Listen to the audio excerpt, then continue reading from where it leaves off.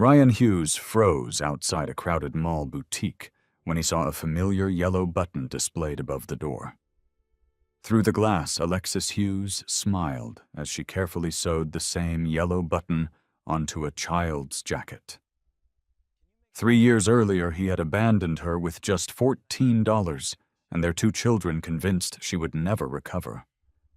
Now she owned the store everyone was lining up to enter. What Ryan didn't know was that the tiny yellow button he barely remembered had become the symbol of a journey no one saw coming. Before we begin, tell us your country and your local time in the comments. And if you enjoy heartfelt stories about courage, hope, and second chances, we'd love to have you subscribe and join our community.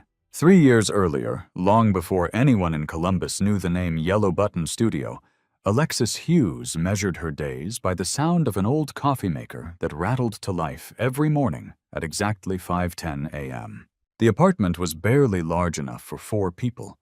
The wallpaper peeled away near the kitchen window, and every winter a cold draft slipped through the cracked frame. Alexis had folded a faded towel against the bottom of the window months ago, but it never completely stopped the wind. She moved quietly through the tiny kitchen, careful not to wake the children. Coffee wasn't really coffee anymore. It was mostly hot water flavored with the last spoonful of ground she stretched for nearly a week. Outside, February rain tapped softly against the glass. Inside, the silence felt heavier than usual. Ryan Hughes walked into the kitchen a few minutes later without saying good morning. He wore his construction jacket even though he wasn't leaving for work yet. His eyes barely met hers as he grabbed a mug from the cabinet.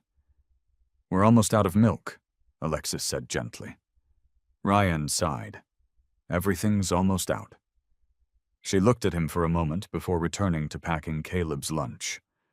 A peanut butter sandwich, 1 apple cut into thin slices, a handwritten note folded beneath the napkin. Every morning she wrote one. Some days it simply said, "Love you." Other days it said, "Keep smiling." She believed children needed encouragement more than expensive things. Ryan glanced at the lunchbox. "You still write those?" "They like finding them." "They need money more than notes." Alexis didn't answer. There wasn't much left to say lately. 3 years earlier, they had dreamed together. Ryan wanted to own a landscaping company. Alexis hoped to open a small alteration shop where she could repair wedding dresses and children's clothing. Every weekend, they talked about saving money. Somewhere along the way, the conversations disappeared. Bills replaced dreams. Arguments replaced laughter. Ryan became quieter. Alexis worked longer hours. Neither noticed exactly when their marriage stopped feeling like a partnership and started feeling like 2 exhausted people sharing the same address. At 6:15, Caleb walked into the kitchen, rubbing his eyes. 9 years old, thoughtful, always older than his age whenever life became difficult. "Morning, Mom." "Morning, sweetheart." He hugged her before sitting down. Ryan barely looked up. A few seconds later, little Emma appeared, wearing pink pajamas decorated with tiny flowers. She carried her favorite denim jacket even though it wasn't cold enough inside to wear it. "I want this today." Alexis smiled. "You love that jacket." "It makes me brave." Ryan gave a faint laugh. "It's just a jacket." Emma hugged it tighter. "No. It's my lucky jacket." Alexis reached over and brushed a strand of hair away from Emma's face. "Then we'll make sure it stays lucky." Breakfast lasted only 10 quiet minutes. Ryan checked his phone repeatedly. Alexis noticed. She also noticed the small black duffel bag leaning beside the apartment door. It hadn't been there yesterday. "You working somewhere overnight?" she asked. Ryan didn't answer immediately. "Maybe. Maybe." Lately, every answer sounded like maybe. Maybe. "We'll see. I don't know, not now." The words built invisible walls between them. After breakfast, Alexis hurried the children toward the bedroom to finish getting dressed. Ryan remained alone in the kitchen. He opened a drawer. pulled out an envelope, placed several folded bills inside, counted them once, $14. He stared at the envelope for a long time before writing one sentence across the front. "I'm sorry." His handwriting shook slightly. Then he looked around the apartment. The small dining table he'd assembled himself. The family picture taped to the refrigerator. Caleb's drawing of 4 smiling stick figures holding hands. Emma's crayons scattered beside the couch. For one brief moment, he almost picked up the envelope again. Instead, he placed it in the center of the table, lifted the duffel bag, walked toward the front door. The lock clicked softly behind him. He never looked back. A few minutes later, Alexis came out carrying folded laundry. "Ryan?" No answer. She checked the bathroom. Empty. Bedroom? Empty. She looked through the front window just in time to see a gray sedan disappearing around the corner. At first, she assumed he had left for work. Then she noticed the envelope. Her heartbeat slowed instead of racing. Sometimes the body understands terrible news before the mind allows itself to believe it. She walked to the table, opened the envelope. $14. Nothing else? No explanation, no promise, no phone number, only 2 words. "I'm sorry." The apartment became impossibly quiet. She stood there without moving, not because she didn't know what to do, because she knew exactly what those $14 meant. Rent was already 5 days late. The electricity bill sat unopened beside the microwave. Her checking account held less than $30. Ryan was gone. Completely gone. Behind her, Caleb entered the kitchen. "Mom?" She quickly closed the envelope. "It's okay." He looked toward the front door. "Where's Dad?" "He had to leave." "For work," Alexis swallowed. "For now." Children often recognize sadness before adults find words for it. Caleb didn't ask another question. Instead, he quietly stood beside his mother. Emma came running into the kitchen only seconds later. She tripped on the edge of the rug and landed softly on her knees. Her little denim jacket slipped from her arms. A tiny yellow button bounced across the floor. Tick, tick, tick. It rolled beneath the kitchen table. Emma's lower lip trembled. "My button." Alexis knelt immediately. She reached beneath the table and picked up the small yellow button. It wasn't expensive. Just a simple plastic button no bigger than a quarter. She held it in her palm for several seconds. Then she smiled at Emma. "We'll fix it later." Emma nodded, believing every word. Alexis slipped the button into the pocket of her cardigan so she wouldn't lose it. She had no idea that years later, that tiny yellow button would become the symbol of an entirely different life. But that morning it was simply one more broken thing she didn't yet have time to repair. She looked around the apartment one last time.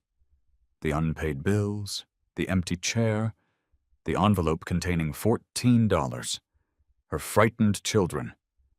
Then she took a slow breath. There would be time to cry. Just not today. Today she had 2 children depending on her, and somehow, before the sun went down, she had to figure out where they would sleep next. By sunset, Alexis Hughes had packed nearly everything their little family owned into the trunk of her 15-year-old Honda Civic. There wasn't much to pack.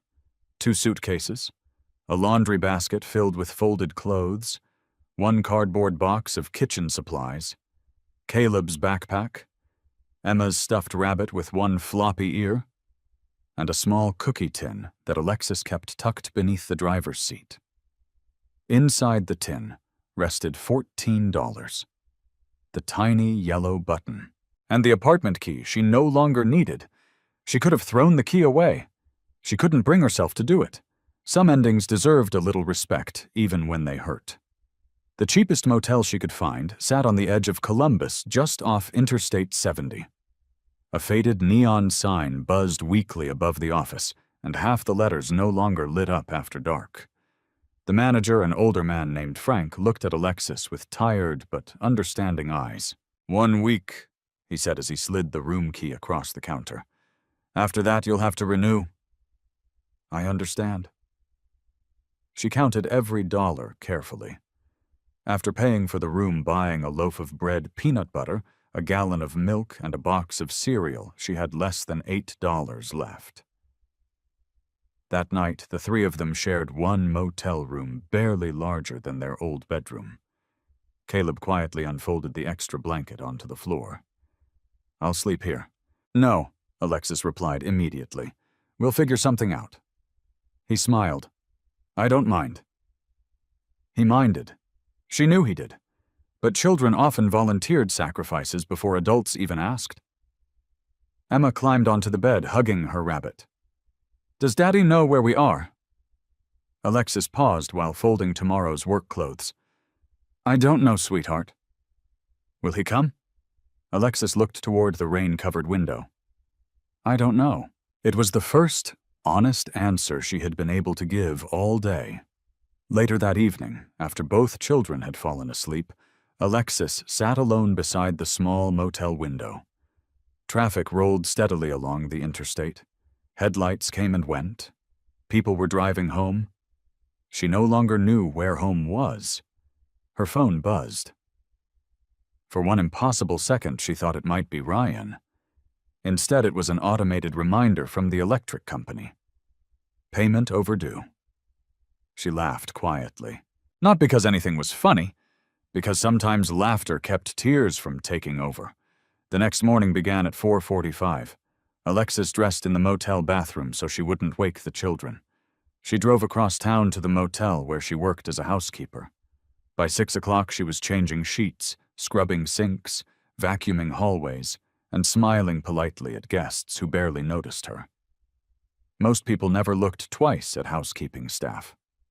Alexis didn't mind. Invisible people often heard everything.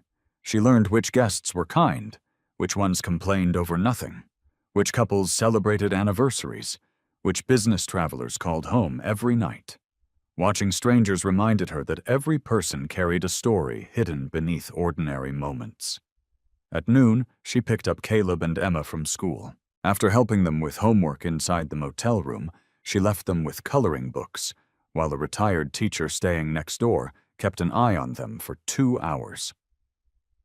Then Alexis drove to her evening job, cleaning offices downtown. She returned close to 10 every night.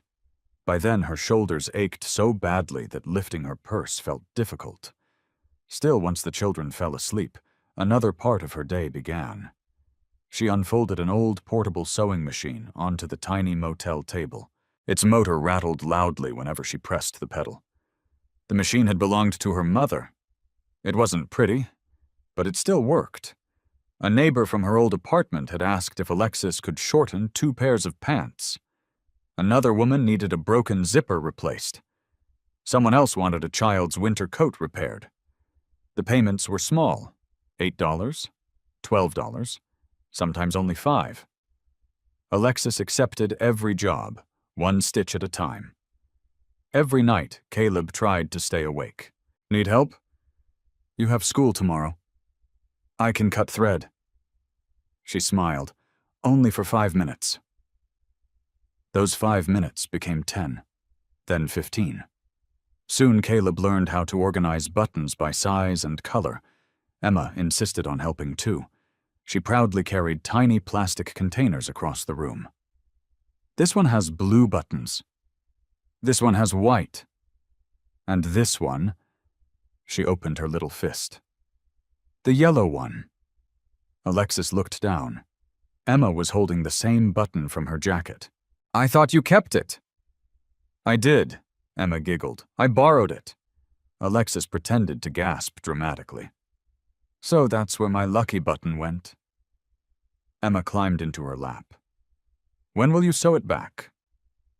Alexis rolled the button gently between her fingers. The smooth plastic reflected the warm lamp beside the bed. Then an old memory surfaced. She was 8 years old, sitting beside her own mother at a sewing table after a storm had damaged part of their roof. Everything seemed broken. Alexis had cried because she couldn't decide what to fix first. Her mother had smiled without stopping her stitching. Fix one thing at a time. Alexis hadn't understood then. Now she did. She kissed Emma's forehead. Not yet. Why? Because I need it to remind me of something. What? She slipped the button carefully back into the pocket of her cardigan. Whenever life feels too big, we don't fix everything. Emma waited. We fix one thing at a time. Emma repeated the words slowly. One thing at a time, Caleb finished from across the room. From that night forward, those words became part of the family's routine. Every morning before school, every evening before bed. Whenever something went wrong, Caleb struggled with math. One thing at a time. Emma missed her father. One thing at a time. The car refused to start one freezing morning. One thing at a time. Bills piled up. One thing at a time. Alexis never promised the children tomorrow would be easier. She only promised they would keep taking the next step. Weeks passed. She slept less than 5 hours most nights. Her hands became rough from cleaning chemicals. Tiny needle marks covered the tips of her fingers. Sometimes she wondered how much longer she could keep going. Yet something unexpected began to happen. The women whose clothes she repaired started recommending her to friends. One customer brought another, then another. A waitress arrived carrying 3 dresses. A bus driver needed uniforms repaired. A church choir asked if she could alter robes before Easter. The sewing machine spent less time folded away. More evenings were filled with the quiet rhythm of fabric moving beneath the needle. Alexis still didn't know where the journey would lead.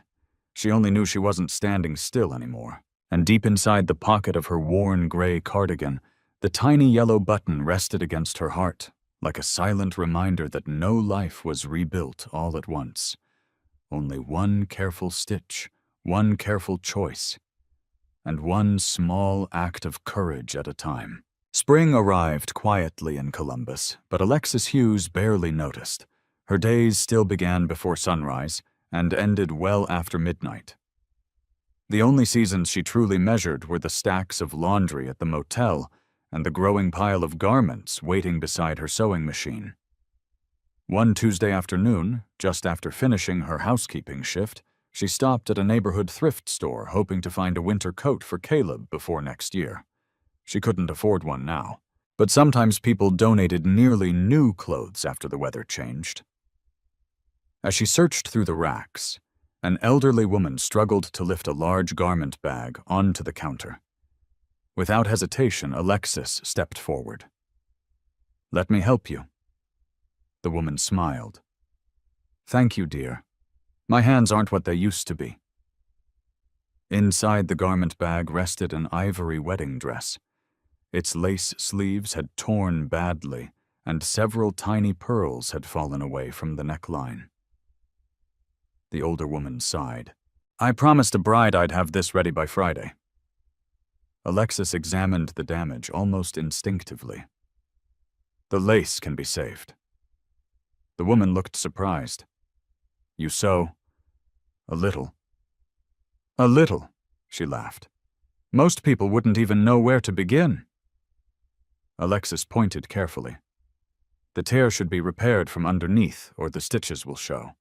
I'd replace these missing pearls one at a time instead of removing them all." The woman stared at her.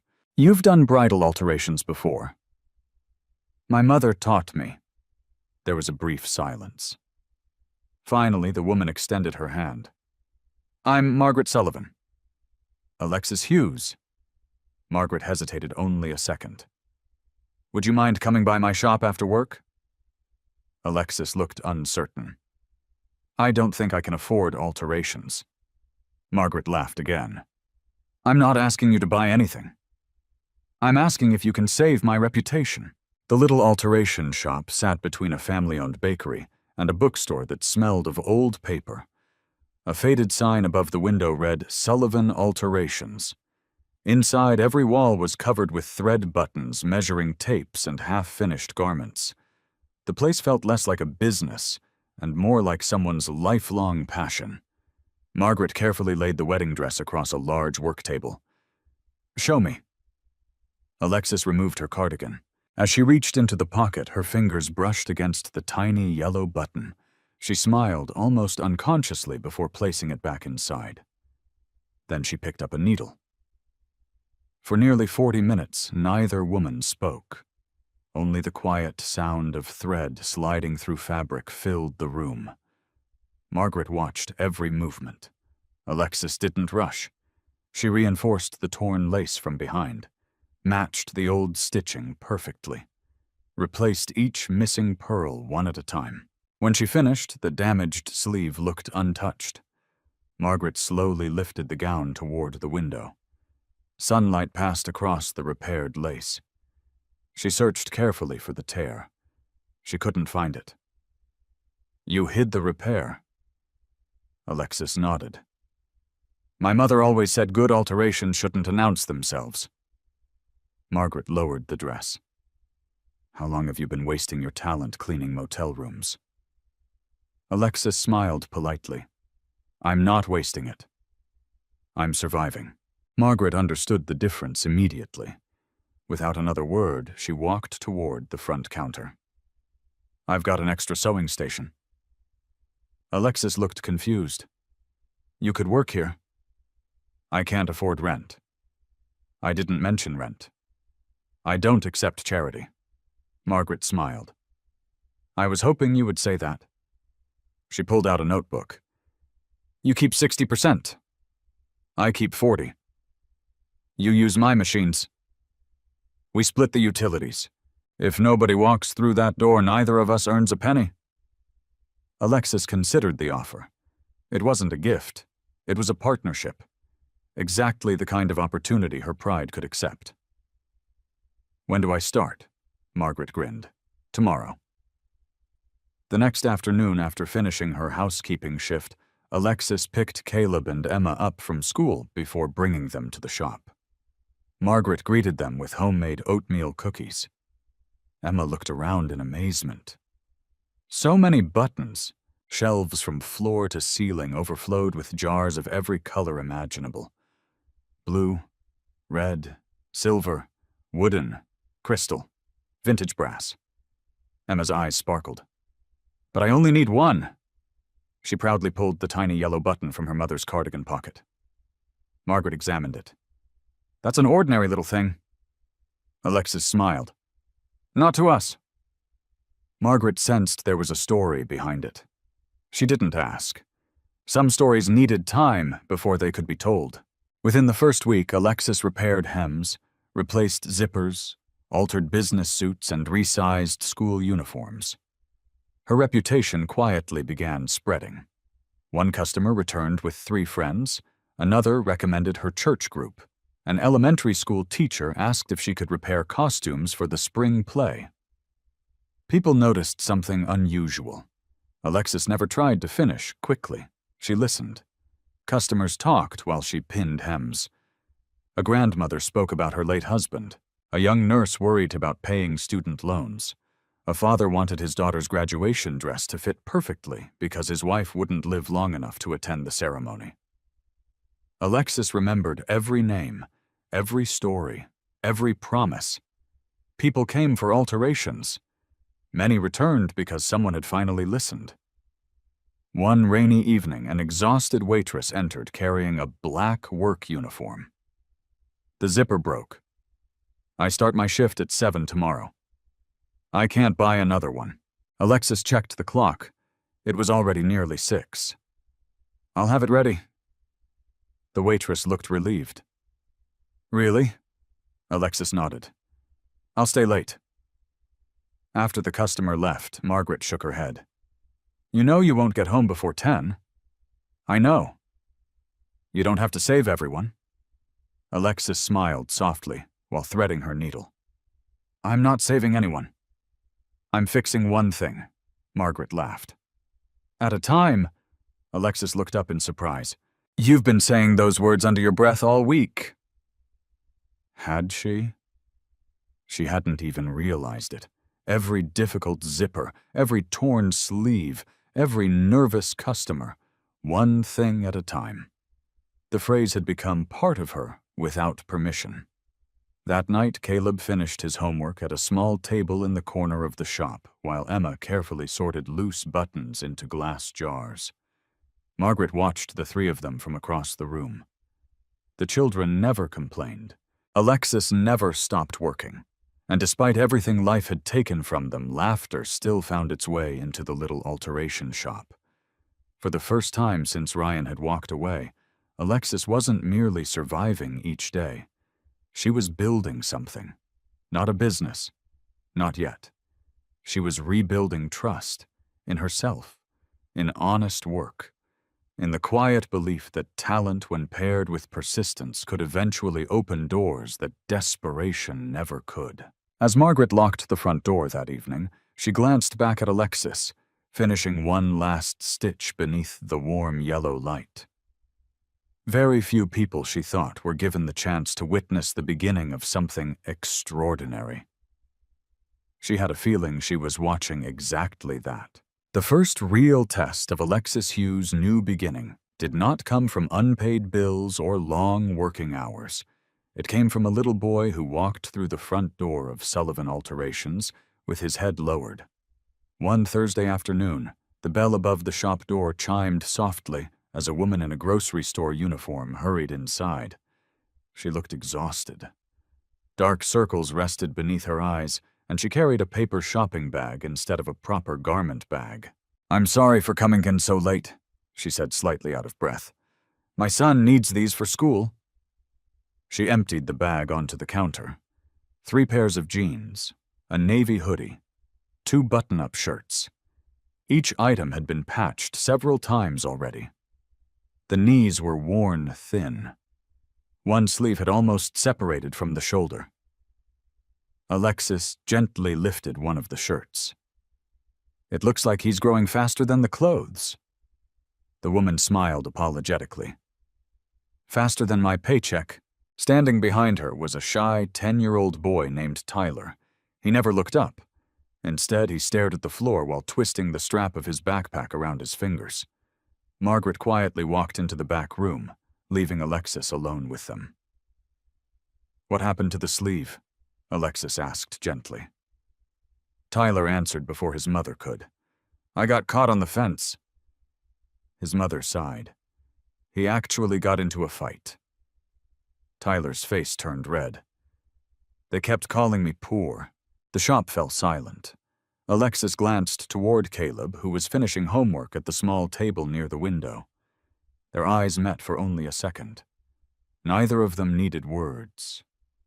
Caleb understood. He knew exactly what those words could do. The woman pulled several folded bills from her wallet. "I only have $22. "I know it isn't enough. I'll pay the rest next week."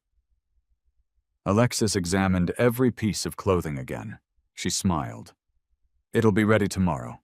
The woman looked relieved. "Thank you." After they left, Margaret raised an eyebrow. "You charged her half price." Alexis continued measuring the jeans. "I charged what she could pay." "You'll barely cover materials." "I know." Margaret leaned against the cutting table. "You keep doing that." Alexis paused. "My mother used to tell me something." Margaret smiled knowingly. "I've heard about fixing one thing at a time." Alexis laughed softly. "She also used to say that dignity is expensive." Margaret frowned. "What does that mean?" "It means some people can't afford to lose it." "I don't want anyone leaving this shop feeling like a charity case." Margaret looked at Alexis for several long seconds. Then she nodded. "I understand." That evening, after the customers were gone, Caleb walked over carrying the worn navy hoodie. "They laughed at him because of this." Alexis nodded. "The fabric's still good." "It's just tired." Caleb turned the hoodie over thoughtfully. "What if it didn't look repaired?" "What do you mean?" He grabbed a sheet of scrap paper and quickly began sketching. Within minutes, he had drawn a simple idea.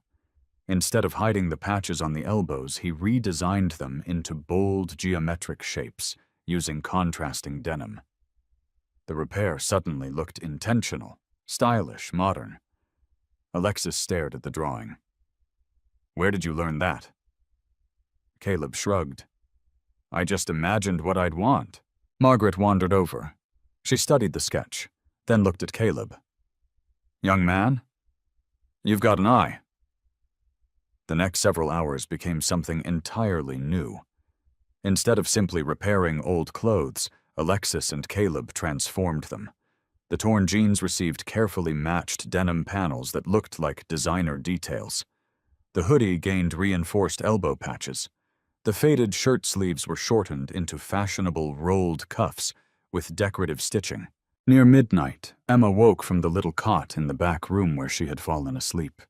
She rubbed her eyes. "Finished?" "Almost," Alexis whispered. Emma climbed onto a chair beside the sewing machine. Then she reached into Alexis's cardigan pocket. "The button." Alexis smiled. "What about it?" Emma held the little yellow button against the inside hem of the hoodie. "It should stay with him." Alexis hesitated. She couldn't give away the original button.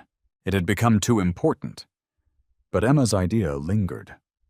She searched through Margaret's enormous collection until she found another yellow button almost identical to the first. Not exactly the same, but close. She carefully stitched it inside the hoodie where no one would notice unless they looked closely. Caleb watched. "Why hide it? So whoever wears it always carries a little hope." The next afternoon, Tyler and his mother returned. The boy unfolded the hoodie first. His eyes widened. He stopped speaking. "It doesn't even look old anymore." He slipped it on immediately. It fit perfectly. His shoulders straightened as he looked at himself in the mirror. For the first time since arriving, he smiled. His mother covered her mouth with both hands. "I don't know how to thank you." Alexis simply pointed toward the mirror. "He's already saying thank you." As they prepared to leave, Tyler discovered the tiny yellow button sewn inside the hoodie. "What's this for?" Alexis answered without thinking. "So you'll remember something." "What?" "No matter how torn life gets, you can always mend it." Tyler nodded seriously. "I'll remember." 3 days later, something unexpected happened. A woman entered the shop carrying one of Alexis's business cards. "My son's teacher told me about you." Then another customer arrived. "I heard you're the lady who makes old clothes look new." By the end of the week, nearly half the repairs arriving at Sullivan Alterations were referrals, not because Alexis was the cheapest, because people believed she cared. One Saturday morning, while Alexis was adjusting a bridesmaid's dress, Olivia Carter walked into the shop. She wasn't dressed like most customers. She wore dark jeans, white sneakers, and carried a professional camera slung over one shoulder. "I'm looking for Alexis Hughes." Alexis looked up. "That's me." Olivia smiled. "I write about local businesses." "I've been hearing your name everywhere." Margaret quietly grinned from across the room. "I told you." Alexis looked confused. "Told me what?" "That extraordinary work never stays hidden forever." Olivia didn't begin by photographing dresses. Instead, she watched Alexis greet every customer by name. She watched Caleb organizing thread by color. She watched Emma proudly placing buttons into glass jars while humming to herself. Finally, Olivia noticed one tiny yellow button lying beside the sewing machine. "Why yellow?" Alexis gently picked it up. She rolled it between her fingers exactly as she had done hundreds of times before. For a moment, she almost shared the whole story. Instead, she smiled. Because sometimes the smallest things are the hardest to lose. And the easiest to build a new life around. Olivia raised her camera. She wasn't taking a picture of a sewing shop anymore. She had just found the beginning of a story people far beyond Columbus would soon want to hear. The article appeared online on a rainy Monday morning beneath a simple headline, "The Seamstress Who Repairs More Than Clothes." Olivia Carter had expected a few hundred people to read it. Instead, by lunchtime, thousands had shared it across Columbus. She hadn't written about poverty. She hadn't written about abandonment. She had written about craftsmanship, dignity, and a woman who somehow remembered every customer's story while repairing their favorite pieces of clothing. The photographs spoke just as loudly. Alexis smiling over an old sewing machine. Caleb sketching quietly beside the window. Emma laughing while organizing colorful buttons into glass jars. And one close-up image of a tiny yellow button resting in Alexis's palm. The comments poured in. "I'd rather repair than replace. My grandmother used to sew like this. Where can I find this shop?" By Tuesday afternoon, Sullivan Alterations was busier than Margaret had ever seen. The bell above the front door barely stopped ringing. A young lawyer needed 3 suits tailored. A retired firefighter brought in his late wife's favorite coat. A college student wanted an old denim jacket transformed instead of buying a new one. Alexis welcomed each person with the same calm smile. She refused to rush. No matter how long the line became, every customer deserved to feel seen. Margaret stood beside the register, shaking her head in amazement. "In 30 years, Isen, I've never had to tell people to come back tomorrow." Alexis looked around at the crowded shop.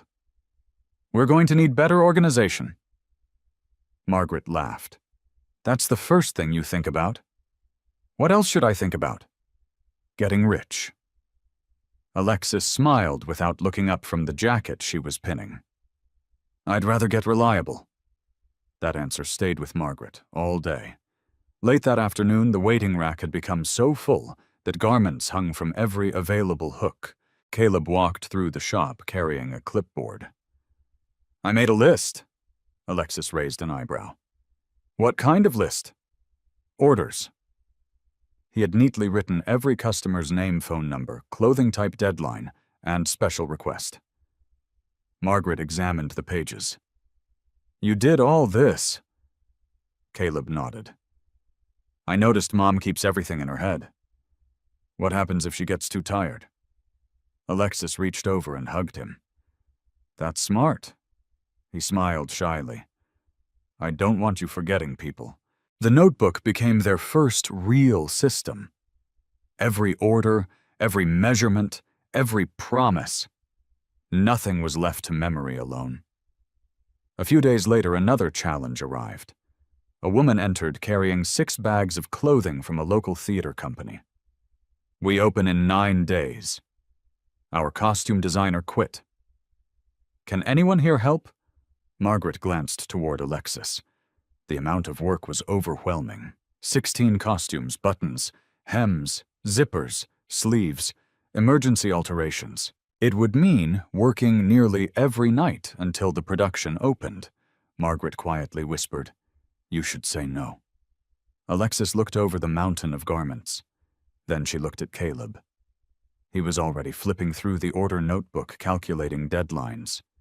Emma was counting empty button jars. They had become a team without anyone officially announcing it. Alexis turned back to the customer. "We can do it." The woman looked relieved. "Really? We'll need every costume by next Wednesday." "We'll have them." The following week became the busiest of Alexis's life. Every morning began at 4:30, housekeeping until noon, alteration shop until closing, theater costumes until after midnight. More than once, Margaret found Alexis asleep at the sewing table with measuring tape still around her neck. "You need rest." "I need another hour." "You can't keep this up forever."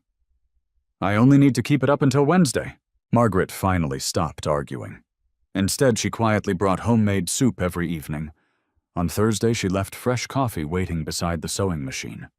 On Friday, she handed Caleb a stack of colored folders to organize receipts. Without discussing it, everyone simply began helping. One evening, while Alexis carefully repaired a velvet costume jacket, Emma wandered over carrying a cookie. "You forgot dinner." Alexis blinked. "What time is it?" "Almost 8." She hadn't noticed. Emma tore the cookie in half. "You take the big piece." Alexis smiled. "You should have it." Emma shook her head firmly. "You work harder." The words caught Alexis off guard. Children copied what they saw. Emma wasn't learning generosity from books. She was learning it from ordinary evenings inside a little alteration shop.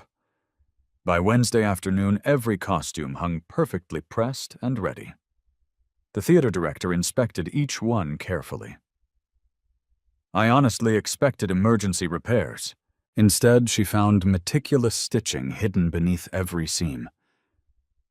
"You improved them," Alexis shrugged. "If I already have the garment open, I may as well make it stronger." The director smiled. "I wish more businesses thought like that." Before leaving, she handed Alexis a larger check than expected. "There's a bonus." Alexis immediately tried to refuse.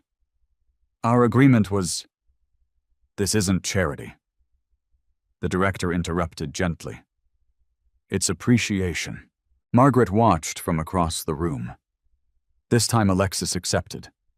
That evening, after paying bills and setting aside money for rent, Alexis sat quietly at the motel table. For the first time since Ryan had left, she still had money remaining.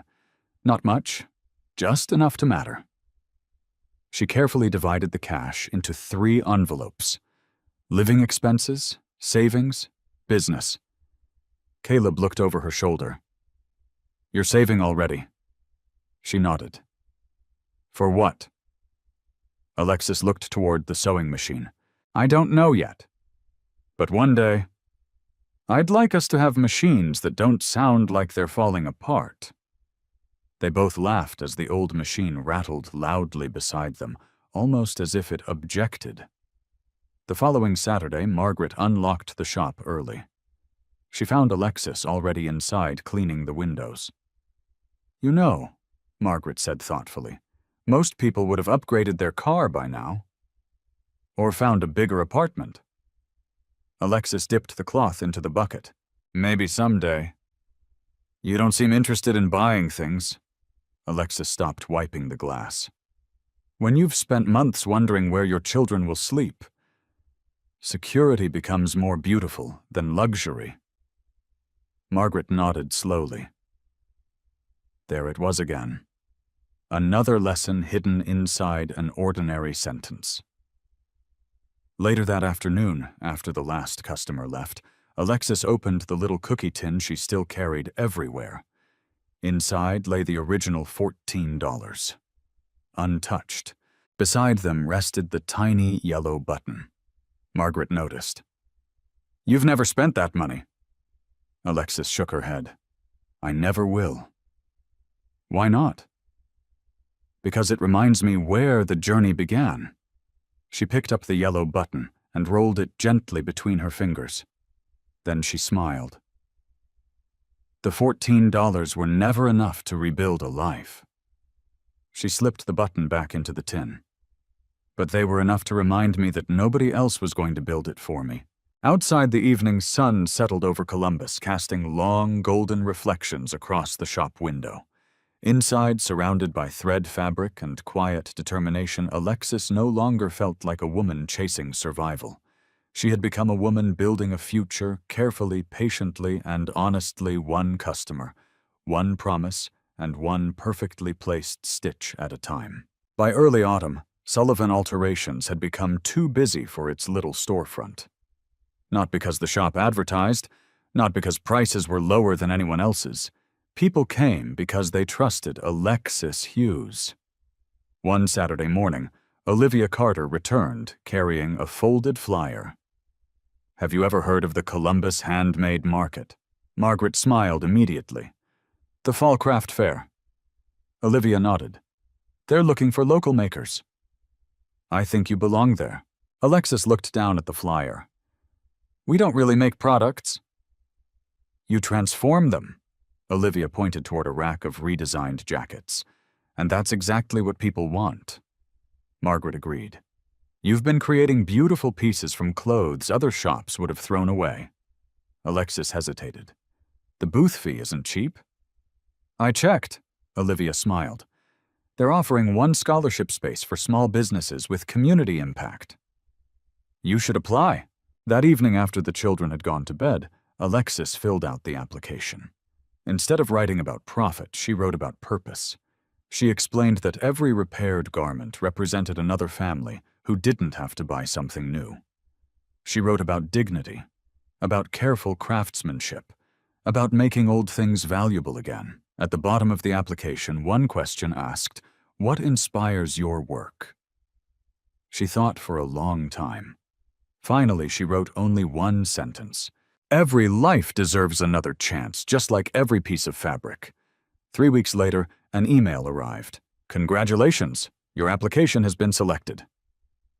Emma squealed so loudly that Margaret thought someone had been hurt. Caleb immediately opened his notebook. We need a plan. Alexis laughed. We've got 3 weeks. Exactly. He began making lists. Display racks, price tags, business cards, packaging. Margaret watched him with amusement. You really are your mother's son. Preparation became a family project. Margaret loaned several wooden display stands. Caleb designed neat, handwritten signs. Emma insisted every shopping bag should contain a yellow button tied with a small ribbon. People need good luck. Alexis smiled. I think they need hope. Emma nodded confidently. Buttons can carry hope. No one argued. During the final week before the market, Alexis introduced something completely new. Instead of repairing worn jackets, she began creating one-of-a-kind, redesigned pieces from donated clothing. Old denim combined with vintage flannel. Children's coats decorated with carefully stitched patches. Simple canvas bags embroidered with tiny yellow buttons near the inside pocket. Every item carried a small, handwritten tag. Repaired with care. Not made by Alexis, not premium collection. Simply repaired with care. Margaret noticed. You never put your own name first. Alexis folded another shopping bag. I'd rather people remember how something made them feel. The morning of the craft fair arrived bright and cool. Rows of white tents stretched across the downtown square. Pottery, candles, handmade soap, paintings, woodworking. Dozens of talented artisans filled the park. Alexis suddenly felt completely out of place. What if nobody stops? Margaret gently squeezed her shoulder. Then we'll enjoy the weather. What if they do stop? Then smile. Caleb finished arranging jackets on the rack. Emma carefully placed a glass jar of yellow buttons in the center of the display. What if someone steals them? Margaret asked teasingly. Emma looked horrified. Why would they steal hope?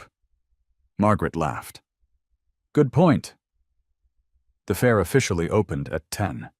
For nearly 20 minutes, people walked past without stopping. Alexis pretended not to notice. Inside, old fears slowly returned. Maybe she belonged in the repair shop after all. Maybe beautiful stories didn't always become successful businesses. Then, a little girl tugged on her father's sleeve. Daddy, look. She pointed toward one of the children's jackets decorated with colorful patchwork stars. It looks happy. The father smiled. It does. He bought it. A few minutes later, another customer purchased a redesigned denim tote. Then a teacher bought 3 embroidered backpacks for holiday gifts. By noon, people had begun gathering around the booth, not because the products were the cheapest, because each piece carried a handwritten story tag explaining where the fabric had come from. This denim belonged to a retired firefighter. This lining came from a wedding dress that couldn't be saved. This button reminds us that small things can change everything. People stood reading every card. One woman quietly wiped away tears. "I lost my mother last year. She used to mend all our clothes." Alexis simply listened, as always. During the afternoon, Olivia walked through the market, carrying her camera. She hadn't planned to write another article, but she couldn't ignore what she saw. Customers weren't bargaining over prices. They were telling stories. A grandfather explained why he wanted an old jacket restored instead of replaced. A young mother bought a backpack because it reminded her of her grandmother's sewing room. Children crowded around Emma's jar of yellow buttons. "Can we have one?" Emma looked toward Alexis. Alexis nodded. Emma handed one to every child. "No charge." "What's it for?" Emma answered exactly as she'd heard her mother say countless times. "So you'll remember?" "What?" "If something breaks," she paused proudly. "Fix one thing at a time." Olivia quietly raised her camera. Click. The photograph captured Emma smiling while placing a yellow button into another little girl's hand. By evening, nearly everything had sold. Only 3 jackets remained. Caleb carefully counted the receipts. His eyes widened. "Mom." Alexis looked up. "We made more today." "Then both your jobs together." She stared at the notebook in disbelief. Not because of the money, because strangers had believed in something she created. As they packed the booth, an older gentleman wearing a navy blazer approached. He carried one of the business cards Olivia had written for the shop months earlier. "I came too late. I'm afraid you've sold nearly everything." "I'm sorry," he smiled. "That's actually why I wanted to meet you." He introduced himself only as Nathan Walker. "I own several retail properties around Columbus." Margaret noticed the expensive watch on his wrist, the polished leather shoes, the quiet confidence. He wasn't browsing casually. He had been observing. Nathan looked around the nearly empty booth before turning back to Alexis. "When you're ready to think beyond alterations, I'd like to have a conversation." He handed her his business card. "There are opportunities for businesses that create something people remember." Before Alexis could ask another question, he smiled politely and walked away into the evening crowd. She looked down at the card, then slipped it carefully beside the little yellow button inside her cookie tin. Without realizing it, another door had just begun to open. One she had never imagined existed when all she possessed was $14, a borrowed motel room, and a promise to fix only one thing at a time. Alexis Hughes almost forgot about Nathan Walker's business card. Life remained too busy. The motel housekeeping job still paid most of the family's monthly bills. The alteration shop continued growing faster than anyone expected. Every evening ended with another stack of garments waiting beside the sewing machine. The card stayed tucked safely inside the little cookie tin, beneath the original $14, and the tiny yellow button. Nearly 3 weeks passed before her phone rang. "Hello, this is Alexis." "Good afternoon." "This is Nathan Walker." She immediately remembered the quiet man from the craft fair. "I hope I'm not calling at a bad time." Alexis glanced around the busy alteration shop. Margaret was fitting a bridesmaid's dress. Emma was organizing ribbons. Caleb was updating the order notebook.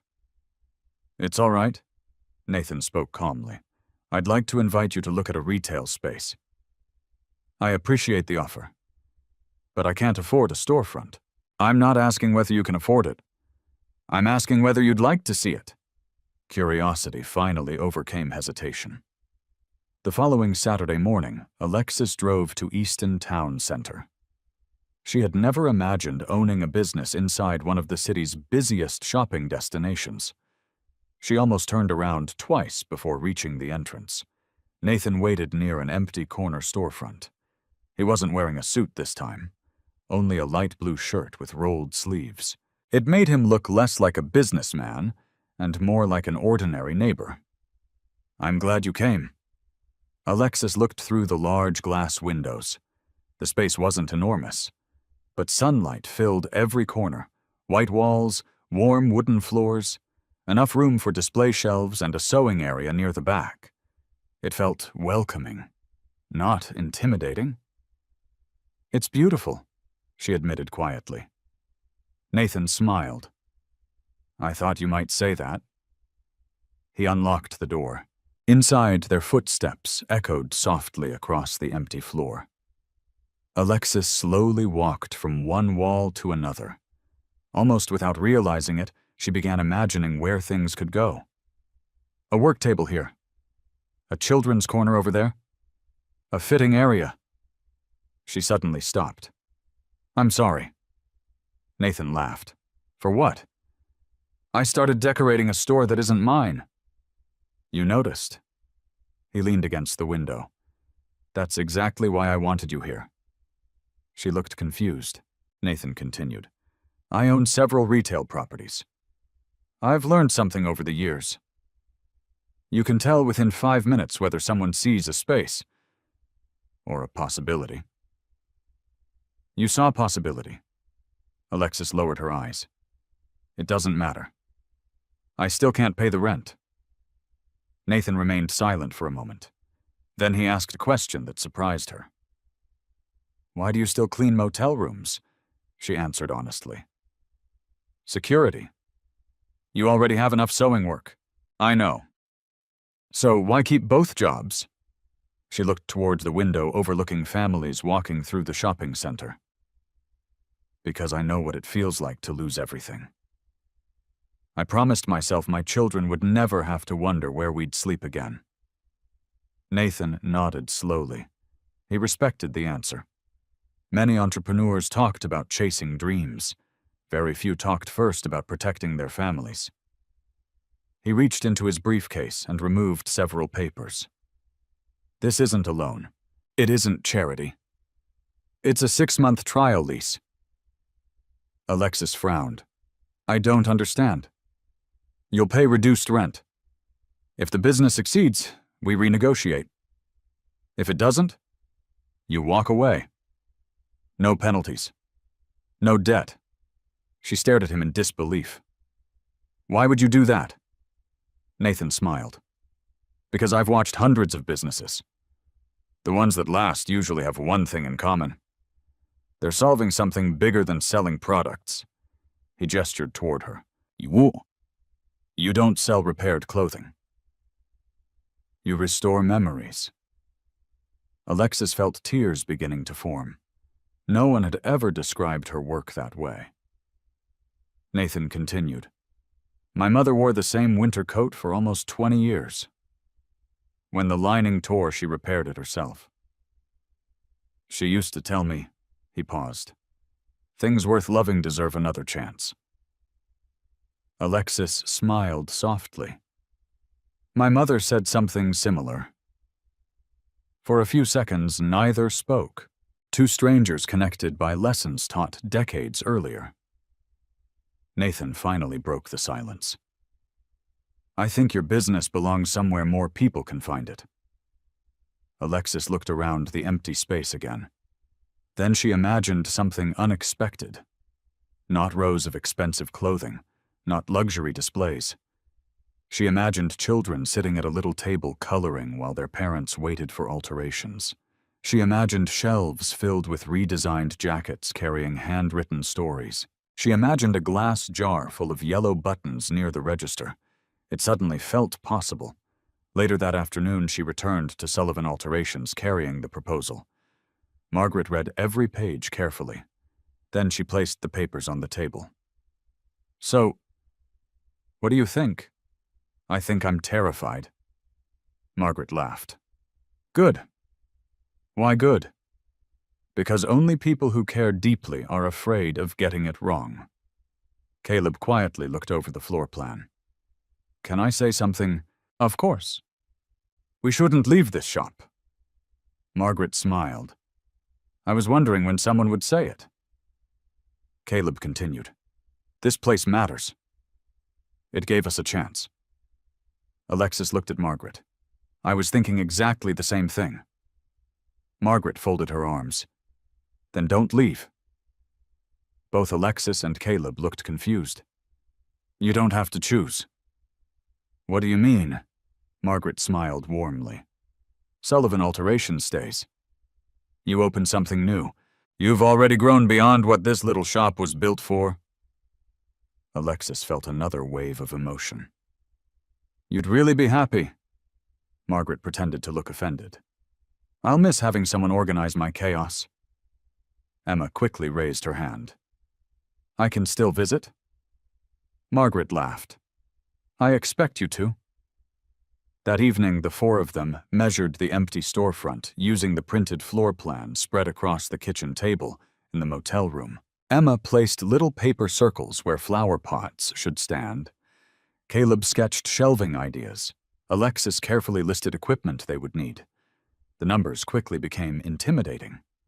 Display fixtures, lighting, mirrors, cash register, additional sewing machines. She stopped writing. We can't afford all this. Caleb quietly erased one expensive display from the drawing. We don't need everything. We just need enough. Alexis smiled. There it was again, another version of the same lesson. Fix one thing at a time. The following Monday, before signing anything, Alexis visited the empty storefront alone. Morning sunlight poured through the front windows.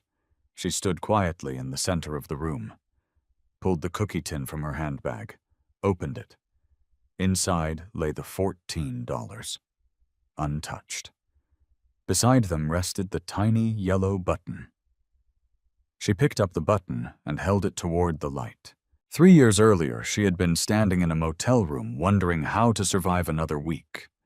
Now she was standing inside a future she had never dared imagine. She carefully returned both items to the tin. Then she whispered the same words she had repeated hundreds of times since Ryan left. One thing at a time. A moment later, she walked toward Nathan's office. This time she wasn't walking as a woman asking life for another chance. She was walking as a business owner ready to create one. The grand opening of Alexis Hughes' new boutique arrived with far less excitement than she had imagined. She had pictured curious shoppers filling the little storefront from morning until evening. Instead, the first hour passed with only 3 visitors. One asked for directions to another store. One admired the window display before walking away. The third bought a cloth tote bag embroidered with a tiny yellow button. By lunchtime, the shop felt painfully quiet. Alexis stood behind the wooden counter, pretending to rearrange folded jackets for the 4th time. Outside Easton Town Center buzzed with weekend shoppers carrying branded shopping bags from national retailers. Most of them walked past her little boutique without slowing down. Caleb glanced at the sales notebook. We've only sold one thing. Emma tried to stay cheerful. Maybe everyone's still eating lunch. Margaret smiled gently. That's possible. But Alexis knew the truth. People couldn't buy from a business they didn't know yet. Late that afternoon, Nathan Walker stopped by. He didn't ask about sales immediately. Instead, he slowly walked around the shop. The sunlight streamed through the front windows onto neatly arranged displays. Redesigned denim jackets hung beside carefully restored coats. Canvas bags sat on wooden shelves. Near the register rested the familiar glass jar filled with yellow buttons. Everything looked warm, personal, different. Finally, Nathan asked, "How many conversations have you had today?" Alexis blinked. "I don't know. I asked about conversations, not sales." She thought for a moment. "Maybe 15. Good." She looked confused. "But only one customer bought something." Nathan smiled. "People don't always purchase during the first visit. They remember how you made them feel. Then they come back." He pointed toward the fitting area. "You've built a place where people aren't rushed. That takes time." Before leaving, he quietly bought one of the redesigned backpacks. Not because he needed it, because he wanted another customer walking through the front door to see an empty space on the shelf. It suggested movement, life, hope. Monday was even quieter. Only 2 alteration orders arrived. On Tuesday, a teenager brought in a vintage leather jacket inherited from his grandfather. It doesn't fit. But I don't want to change it too much. Alexis carefully examined every seam. We can preserve almost everything. The young man looked relieved. No one else understood that. While pinning the sleeves, Alexis asked about his grandfather. The teenager smiled for nearly 10 minutes while sharing memories. When he left, he hadn't only trusted Alexis with a jacket. He had trusted her with a family story. Wednesday afternoon brought an elderly couple carrying 2 dining chair cushions. Margaret laughed softly. We repair clothing. The woman smiled. I know. But someone told us you fix things that matter. Alexis looked at the faded fabric. She could have refused. Instead, she examined the stitching. I think we can help. The couple explained that the chairs had belonged to the husband's parents. Every Thanksgiving dinner had been shared around that table. Buying new cushions would have been easier. Keeping the memories was more important. Alexis accepted the project. Margaret watched with amusement. Soon people will ask you to repair the moon. Alexis laughed. Only if it's stitched together. The following week, business remained unpredictable. Some mornings felt busy. Others stretched painfully slow. The uncertainty reminded Alexis of the earliest days inside Sullivan Alterations. She refused to panic. Each morning she unlocked the door at exactly 9. She swept the floor herself, straightened every display, refilled the jar of yellow buttons, prepared the fitting room. Whether one customer arrived or 50, they deserved the same welcome. One rainy Thursday, Olivia Carter stepped into the boutique, carrying her camera again. I've been checking on you. Alexis smiled. You picked a slow day. Olivia looked around. The store was nearly empty. Good. I wanted to see the real version. She spent several hours quietly observing, not photographing products, photographing people.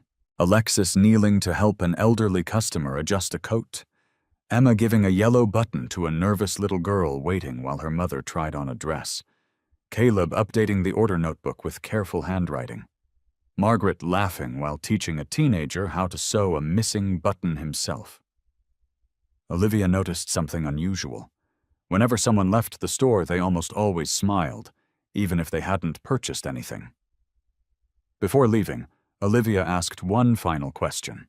What's the hardest part of opening this place? Alexis answered honestly. Believing that quiet days don't mean failure. Olivia wrote the sentence down. The following Sunday, her second article appeared. This one carried a different headline. The little boutique that teaches Columbus to repair instead of replace. The story spread even faster than the first. Environmental organizations shared it. Parent groups shared it. Teachers shared it. People commented about learning to sew with grandparents. Others shared photographs of treasured clothing they had refused to throw away. By Tuesday morning, customers began arriving with printed copies of the article folded in their hands. I came because of this. I drove 40 minutes. My grandmother would have loved your shop. One woman walked in carrying a wedding veil nearly 50 years old. Another brought a teddy bear missing one eye. A firefighter arrived with his academy jacket. A nurse carried her late father's wool coat. Again and again, Alexis heard the same sentence. I don't want to replace it.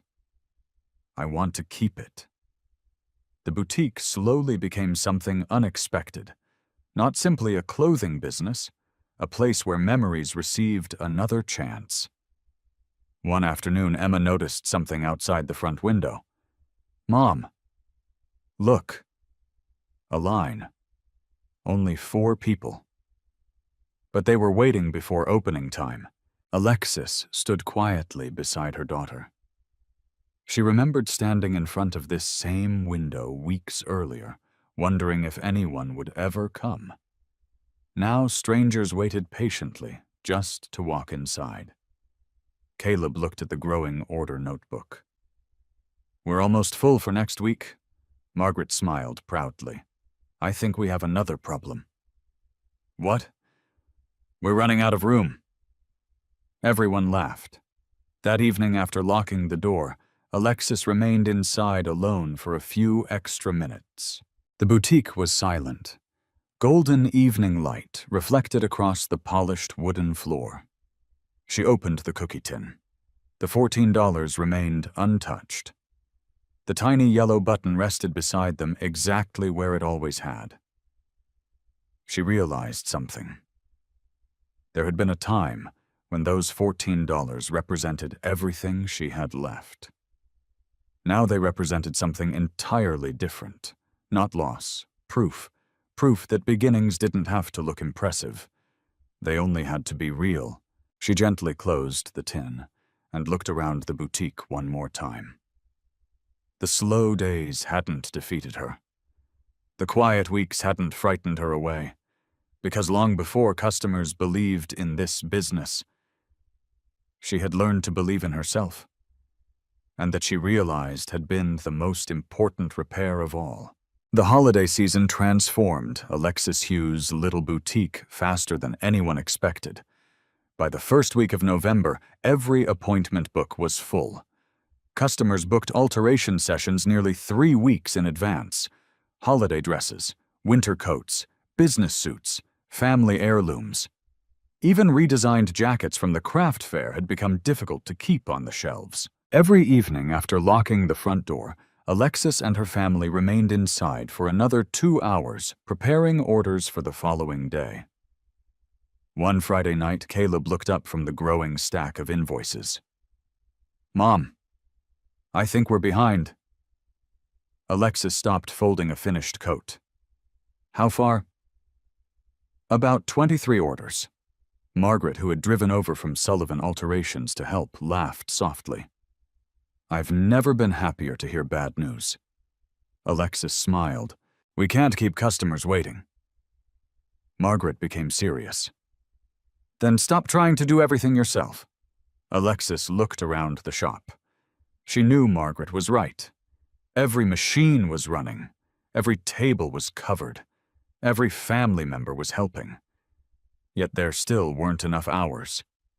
That weekend, Nathan Walker visited again. He quietly watched the organized chaos. Emma tied yellow buttons onto shopping bags.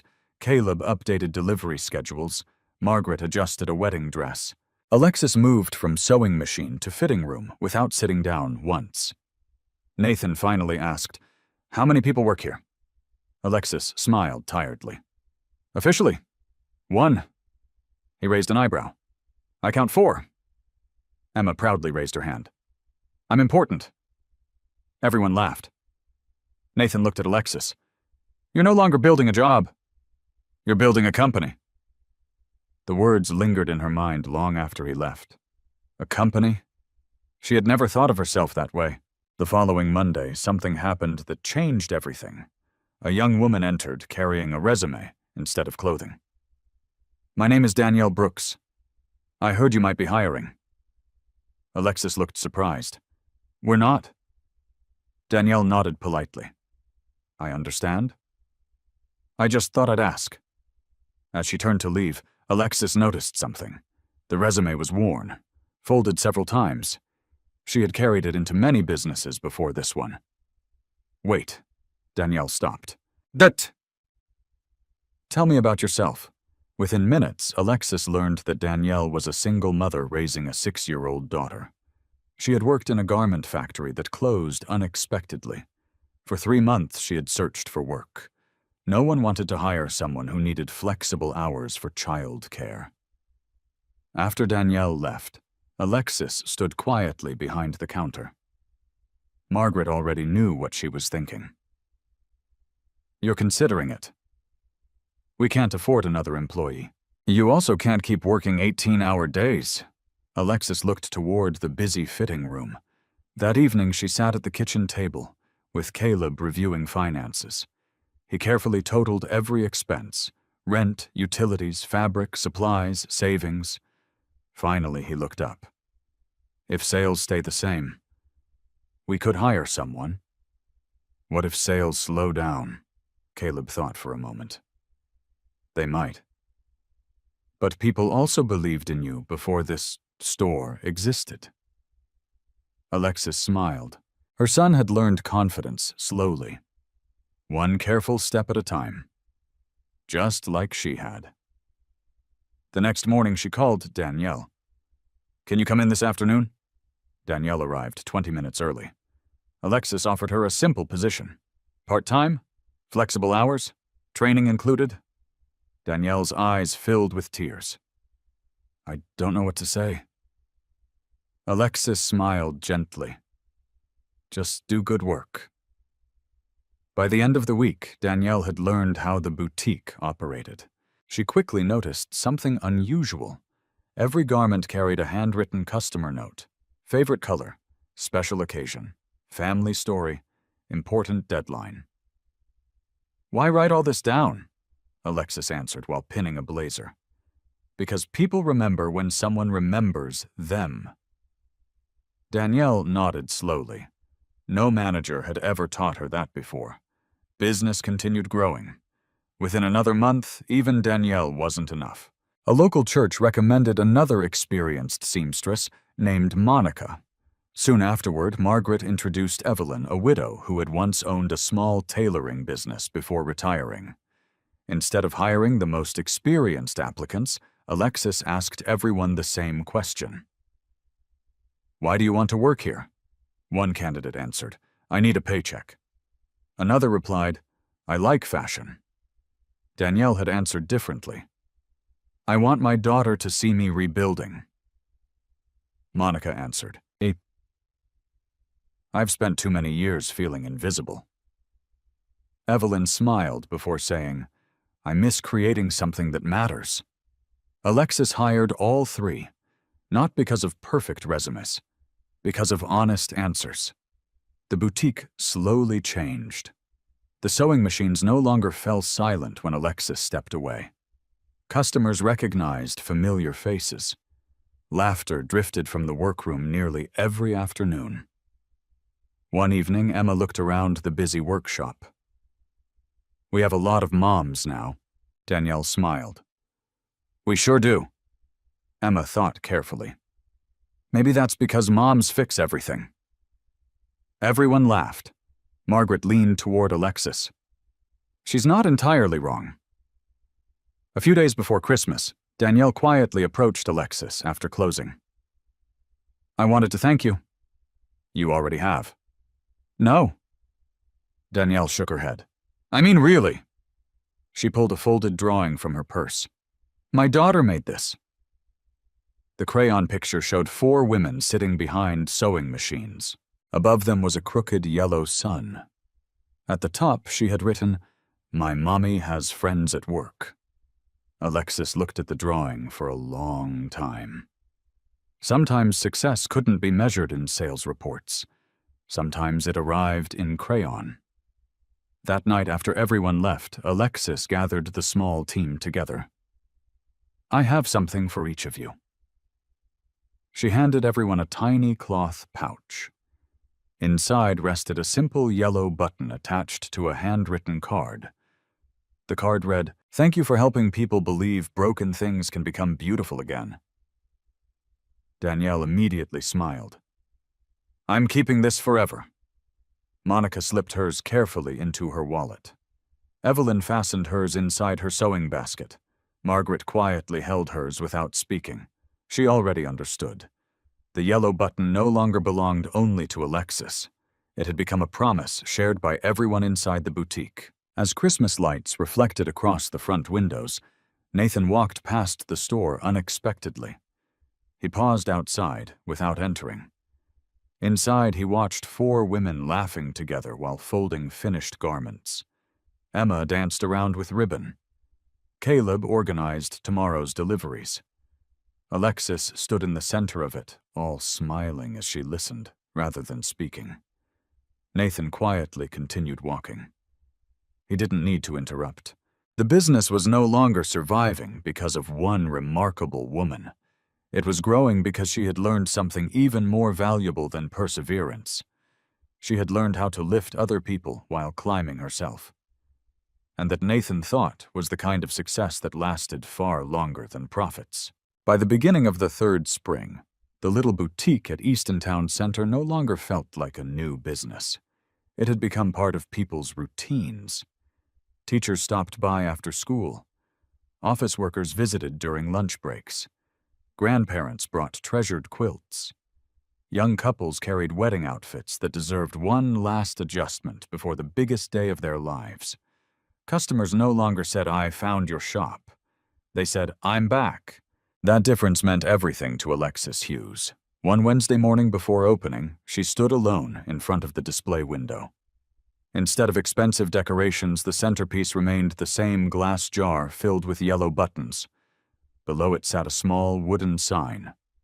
"Every story deserves another stitch." Emma walked over carrying a fresh bouquet of wildflowers. "Do you like these better than the roses?" Alexis smiled. "They're perfect." "They look happier." Emma carefully arranged them beside the yellow buttons. "They're not fancy." "They don't have to be." Alexis kissed the top of her daughter's head. "Neither do people." The morning rush began exactly at 9. Danielle welcomed appointments, Monica handled fittings, Evelyn supervised alterations.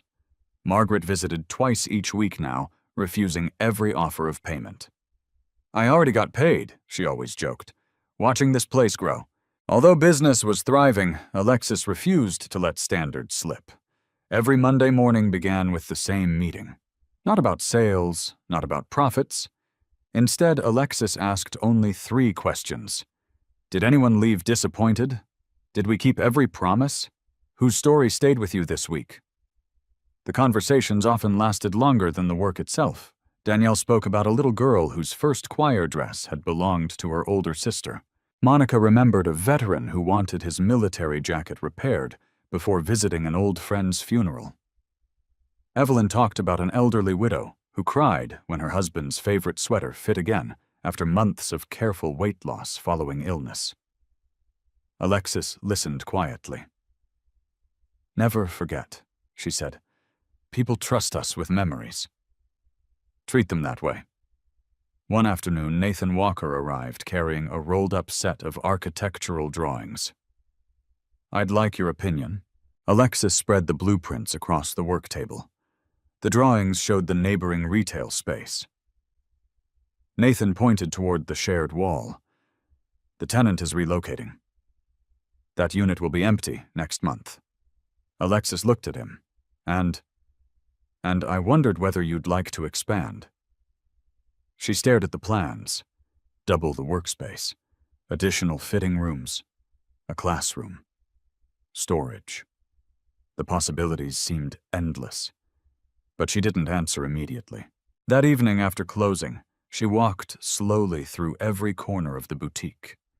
She remembered opening day, the silence, the empty aisles, the fear. Now sewing machines hummed constantly. Customers chatted while waiting. Children colored at the small table Caleb had built during summer break. Growth was tempting, but so was protecting what already worked. The following morning, Alexis gathered the team.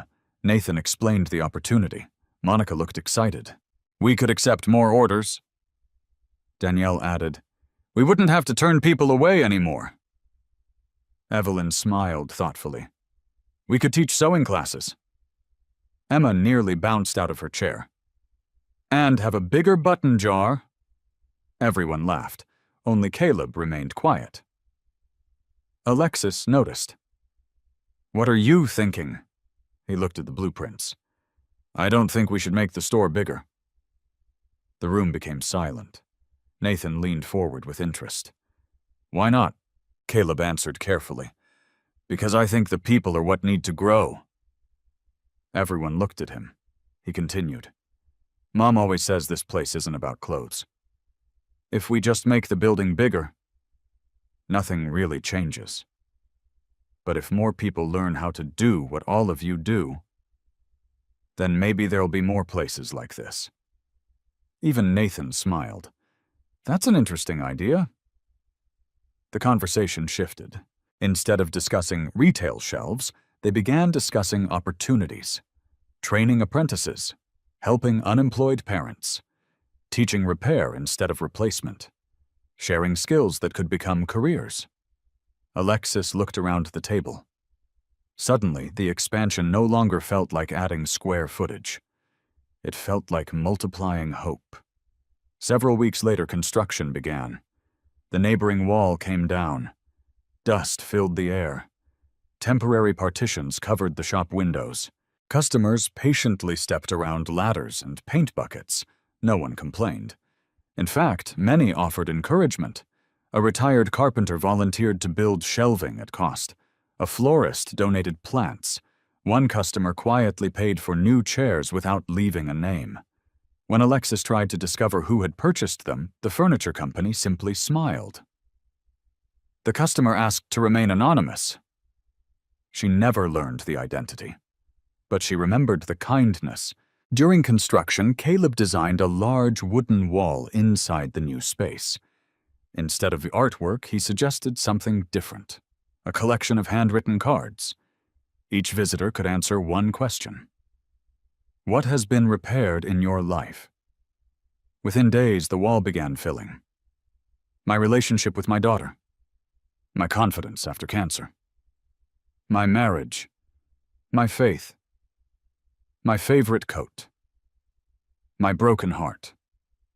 Customers stood reading strangers' stories. Many quietly added their own.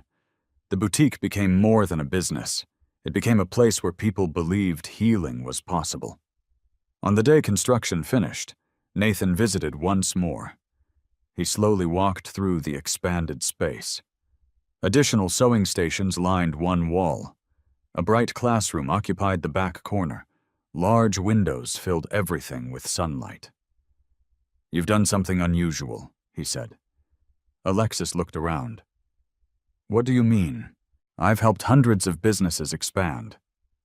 Most use the extra room to sell more. You used yours to serve more.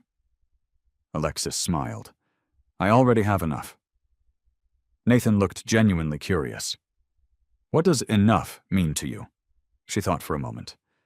It means my children sleep without worrying. It means our employees can pay their bills. It means people leave smiling. I don't really know what comes after enough. Nathan quietly laughed. I wish more business owners asked themselves that. That evening, after everyone had gone home, Alexis unlocked the small drawer beneath the register. She removed the familiar cookie tin. The $14 remained inside. The tiny yellow button rested beside them. 3 years had passed. The motel room was gone. The second job was gone. Fear no longer controlled every decision. Yet she still carried the same reminders, not because she was trapped by the past, because she never wanted to forget the woman who had once believed $14 had to last forever. She gently closed the tin. Outside, customers paused to admire the warm lights glowing through the newly expanded boutique. Inside, Alexis smiled. The store had finally become everything she once dreamed it could be. Not because it was larger, but because its heart had remained exactly the same. While Alexis Hughes's boutique continued growing, Ryan Hughes's life was quietly falling apart. No dramatic scandal announced the beginning. No single mistake destroyed everything. Instead, it happened the way many failures do. One careless decision after another. After leaving Alexis 3 years earlier, Ryan had accepted a management position with a regional furniture distributor. The salary looked promising. He rented a modern apartment, bought a newer truck, started believing difficult days belonged permanently in his past. Whenever old memories surfaced, he buried them beneath longer work hours and expensive distractions. He rarely asked about Caleb or Emma. Child support arrived late more often than on time. Birthday cards became shorter every year. Sometimes they never arrived at all. He convinced himself the children were probably happier without him. It was easier than facing the truth. Then the company changed ownership. Corporate restructuring eliminated entire departments. Ryan wasn't fired immediately. His responsibilities simply became smaller. Then his commissions disappeared.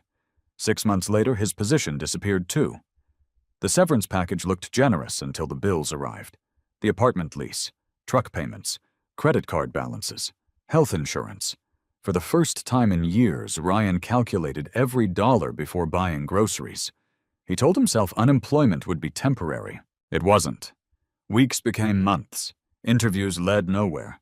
Every rejection sounded politely identical. "We've selected another candidate. Your experience is impressive, but we'll keep your resume on file." Savings disappeared faster than confidence. One rainy Tuesday, Ryan stood in line at a discount grocery store comparing 2 brands of pasta. The cheaper one cost 83 cents less. He chose it. As he reached the register, he noticed an elderly woman quietly counting coins. She apologized for taking too long. Ryan suddenly remembered another pair of trembling hands. Alexis. He had watched her count grocery money many years earlier. Back then, he had promised things would get better. Somewhere along the way, he had stopped trying to keep that promise. The memory stayed with him all evening. A few days later, his landlord taped a notice to the apartment door. Past due rent. 7 days to pay. Ryan sat alone at the kitchen table, staring at the paper. The room felt strangely familiar, not because it resembled the apartment, because it resembled the silence he had left behind years ago. Except this time there was no one else to blame. He opened a drawer, searching for important documents. Instead, he found an old photograph. Alexis stood smiling beside a tiny Christmas tree. Caleb, still missing his front teeth, held a handmade ornament. Little Emma wore pajamas 2 sizes too big. Ryan remembered that Christmas. Money had been tight. The gifts had been simple, yet everyone had laughed until midnight. He couldn't remember the last time he had laughed like that. The following week, Ryan sold the truck. The money delayed disaster, but didn't prevent it. Without reliable transportation, finding work became even harder. He accepted temporary warehouse jobs, delivery shifts, anything available. Nothing lasted. One afternoon, exhausted after another unsuccessful interview, Ryan stopped at a small coffee shop. A television mounted above the counter played a local lifestyle program. He barely noticed until a familiar voice reached him. Repairing memories instead of replacing them. Ryan slowly looked up. On the screen stood Alexis. She wore a simple navy blouse with a measuring tape around her neck. Behind her, customers smiled inside a bright boutique filled with clothing and warm light. The interviewer asked, "Your business has become one of Easton Town Center's most loved local shops. What's the secret?" Alexis smiled exactly as she always had when answering difficult questions. "We listen first. So, second." The audience laughed softly. She continued, "Every person who walks through our door is carrying something valuable. Sometimes it's a jacket. Sometimes it's grief. Sometimes it's hope. Our job is to honor all of it." Ryan stared silently at the television. The camera briefly showed the front window, then the wooden sign. "Every story deserves another stitch." Children laughed in the background. Employees moved confidently through the shop. Emma appeared for only a second, placing another yellow button into the familiar glass jar. Ryan's heart tightened. She had grown so much. The interviewer asked one final question. "What achievement makes you proudest?" Ryan expected Alexis to mention awards, expansion, business success. Instead, she answered, "Hiring women who once believed no one would give them another chance." If our success ends with us, then we haven't built much. But if someone leaves here, believing they can rebuild their own life, that's the real victory. The interview ended. Ryan remained motionless. He suddenly realized something that hurt more than unemployment. Alexis had become the kind of person he once hoped to become himself, and he had not been there to witness any of it. That evening, Ryan searched online for more information. Article after article appeared. The seamstress who repairs more than clothes. The little boutique, teaching Columbus to repair instead of replace. Community Business of the Year. Local entrepreneur honored for workforce development. Photographs showed smiling employees, happy customers, children learning basic sewing skills. One picture stopped him completely. Caleb stood beside Alexis, now nearly as tall as his mother, proudly holding a clipboard. The caption read, "Operations Coordinator." Ryan whispered quietly, "My son." He had missed everything. The first suit fitting, the deeper voice, the growing confidence, the countless ordinary moments that become childhood. There was no article documenting what he had become during those same years. Only unpaid bills, failed interviews, an empty apartment. That night, Ryan couldn't sleep. He replayed the moment he had left the envelope containing $14 on the kitchen table. At the time, he had convinced himself it was all he could give. Now he understood. The amount had never been the deepest wound. Walking away had been. The next morning, another rejection email arrived.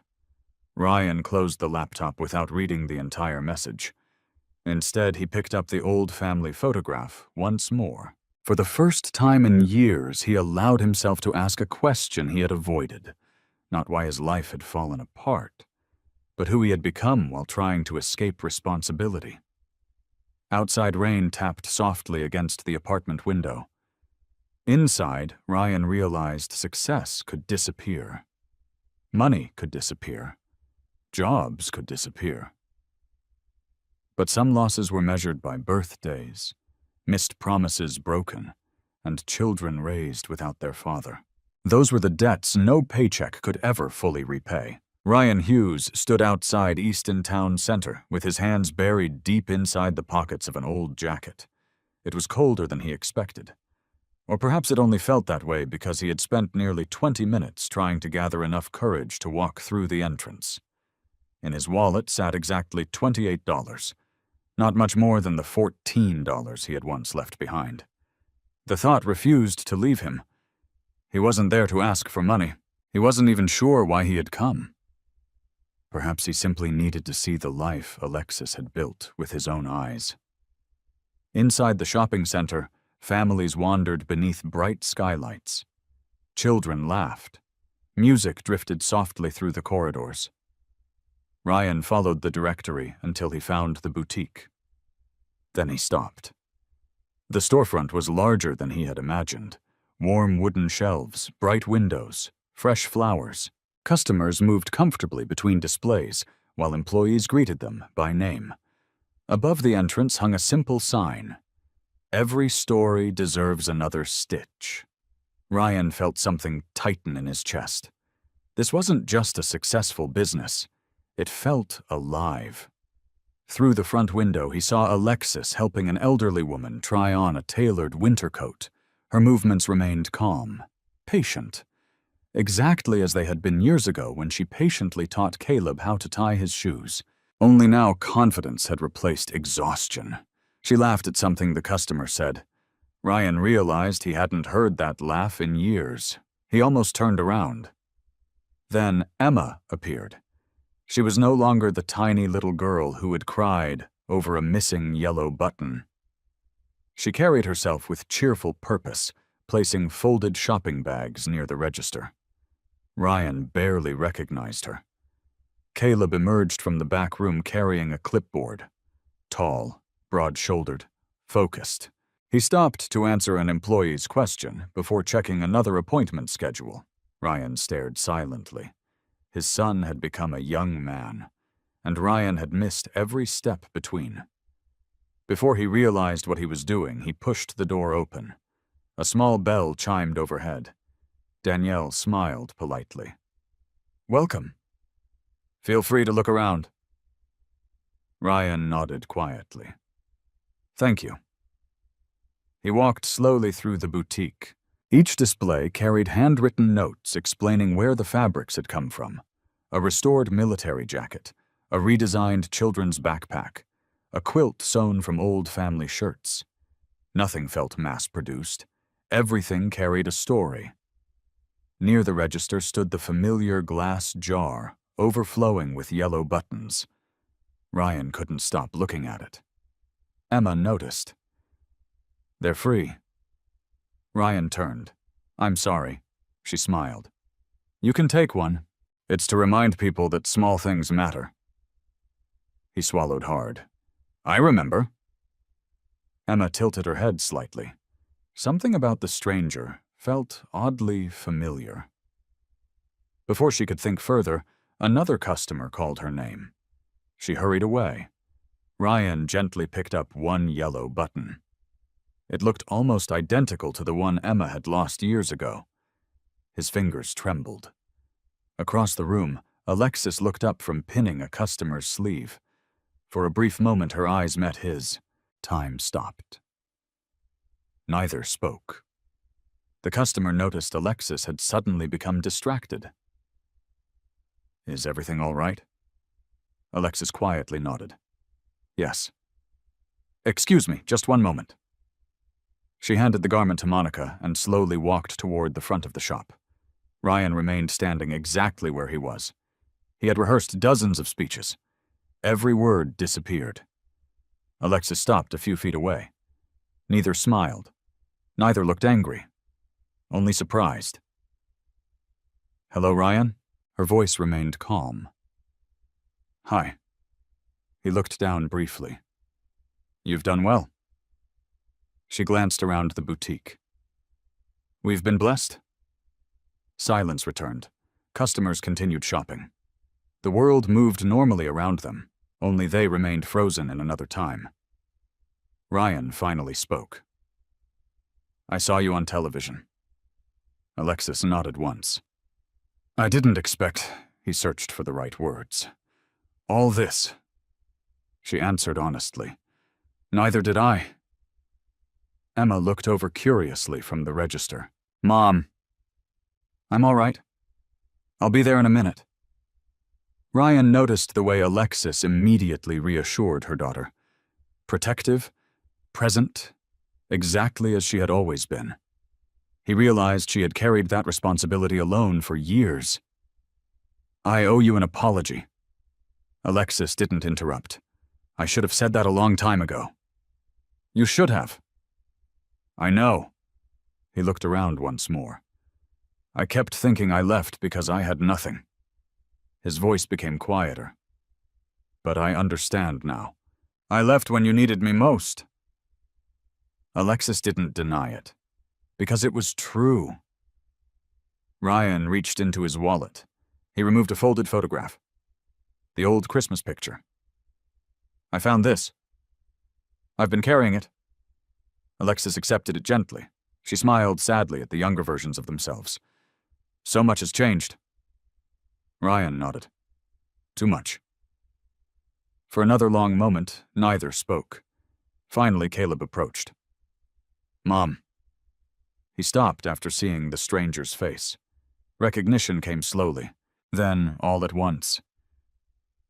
Dad. The word sounded unfamiliar, as though it belonged to someone else's family. Ryan looked at his son.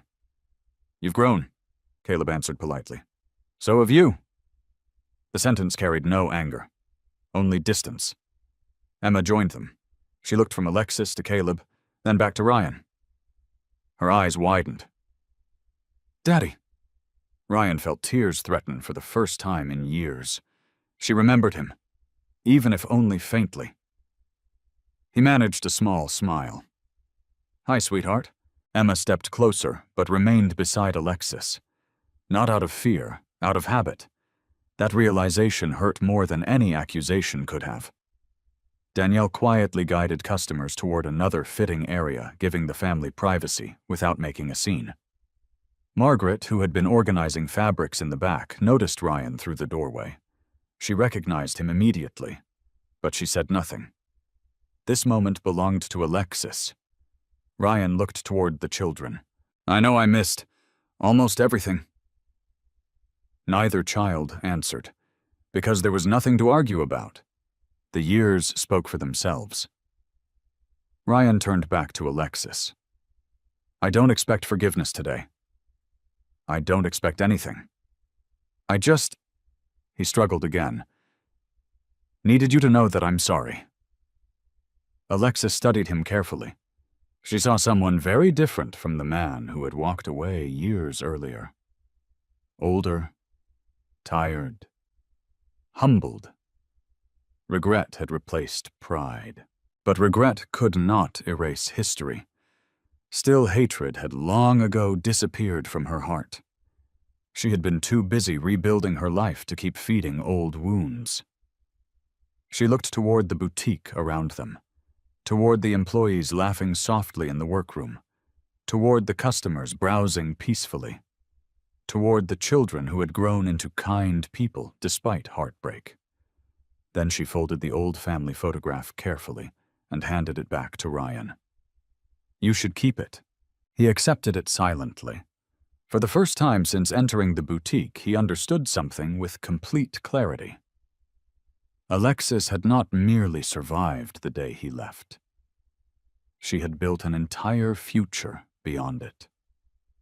And now he stood inside that future as nothing more than a visitor.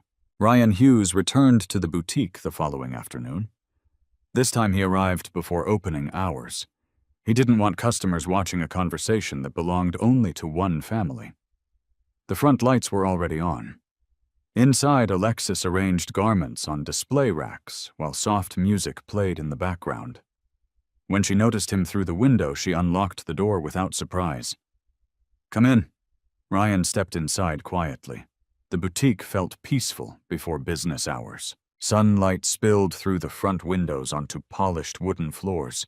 The glass jar of yellow buttons caught the morning light. Neither of them spoke immediately. Alexis placed 2 cups of coffee on a small table near the fitting area. I thought you might come back. Ryan accepted the cup. Thank you. Another long silence followed. Finally, Ryan took a slow breath. I've spent years trying to explain what I did. I kept blaming money. My job. Stress. He looked directly at Alexis.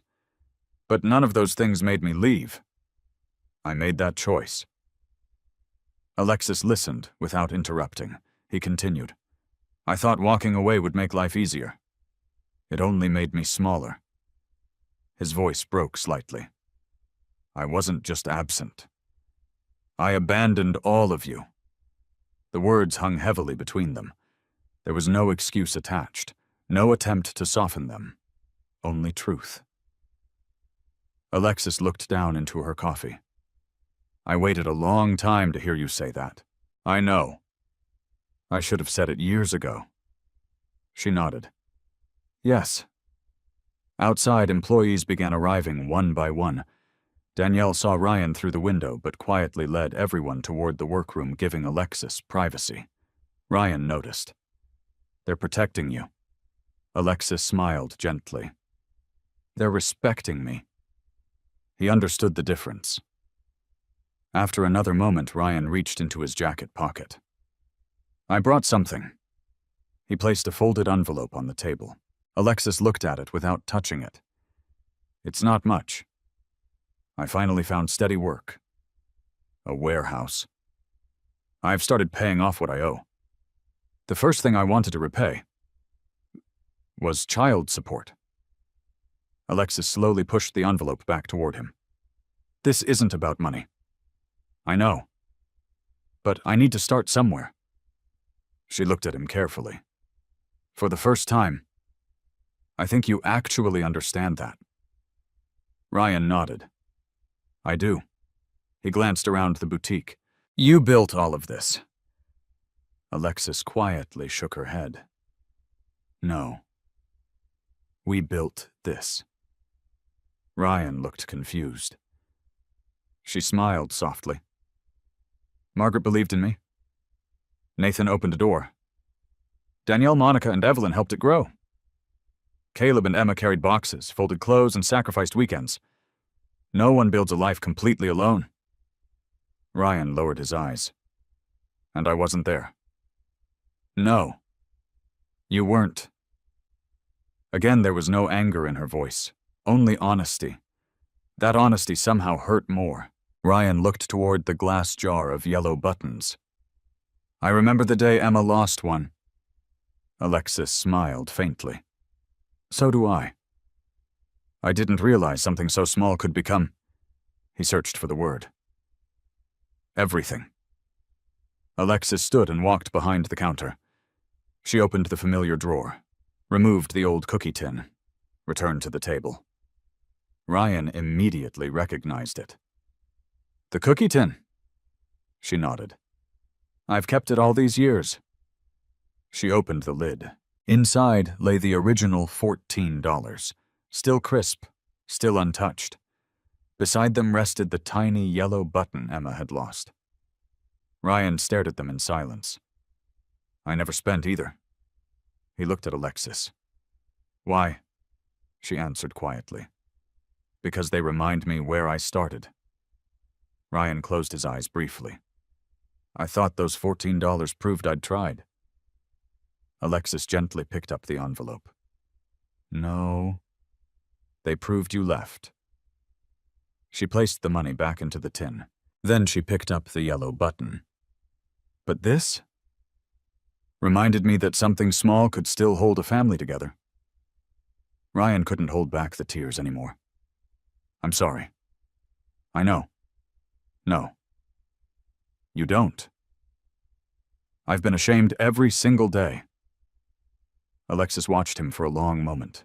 Then she spoke the words she had carried inside her heart for years. You didn't leave me with $14. Ryan looked up.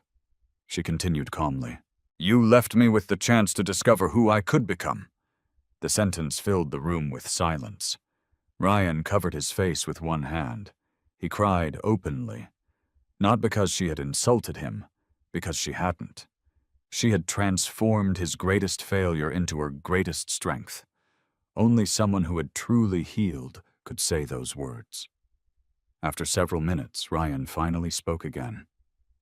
Is there any chance, he hesitated, that we could ever be a family again? Alexis answered immediately. We will always be connected because of Caleb and Emma. That's never going to change. Ryan looked hopeful. She gently continued, but we won't be husband and wife again. He slowly nodded. I understand. She smiled kindly. I forgave you a long time ago. I couldn't keep carrying that weight. But forgiveness isn't the same thing as returning to the past. Ryan accepted the truth. Painfully, quietly, without argument. At that moment, Caleb entered from the back, carrying several appointment folders. He paused when he saw his parents. Sorry. I didn't mean to interrupt.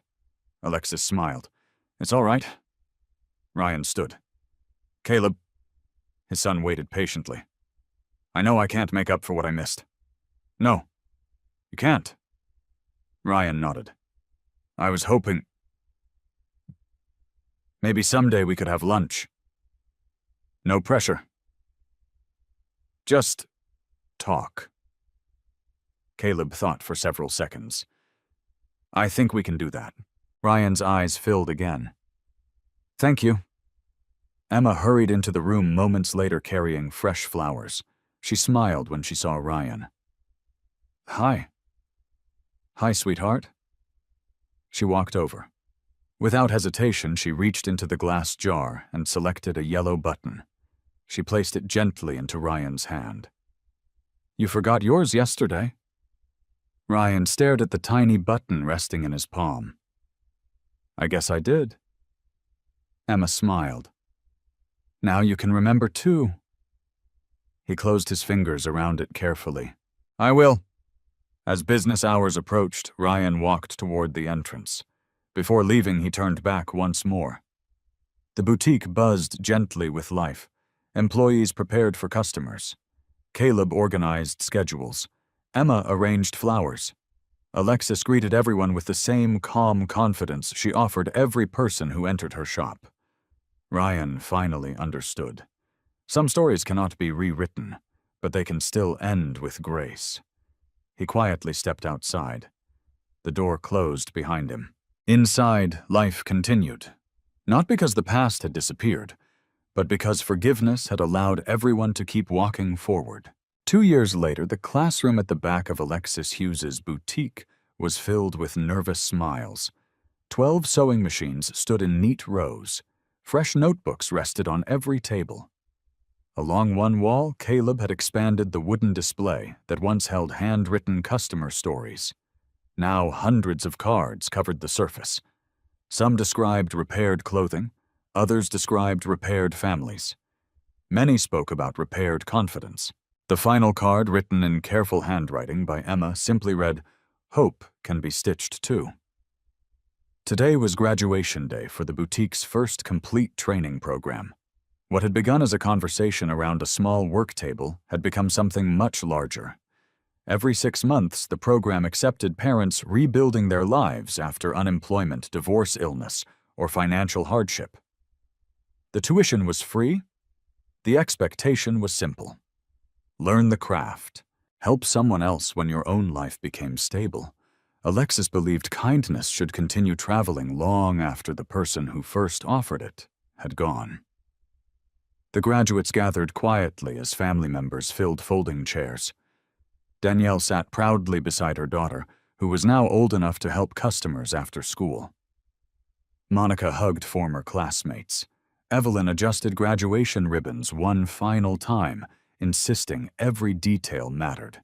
Margaret Sullivan stood near the doorway with folded arms and watery eyes. When Alexis walked onto the small platform, the room fell silent. She smiled at the familiar faces. Years earlier, speaking in front of strangers would have terrified her. Now she simply spoke from her heart. "I used to believe success meant never struggling again." Gentle laughter rippled through the room. "I've learned something different.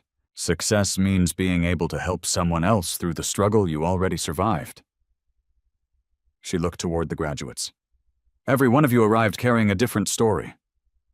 Some lost jobs. Some lost homes. Some lost confidence. But none of you lost your value." Several graduates quietly wiped away tears. Alexis continued. "When people came into our boutique with torn clothing, they often apologized. As though something broken had become something shameful."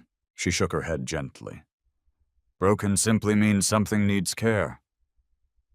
It does not mean it has lost its worth." The audience applauded softly. Nathan Walker watched from the back row with quiet pride. Olivia Carter sat nearby with a notebook resting on her lap.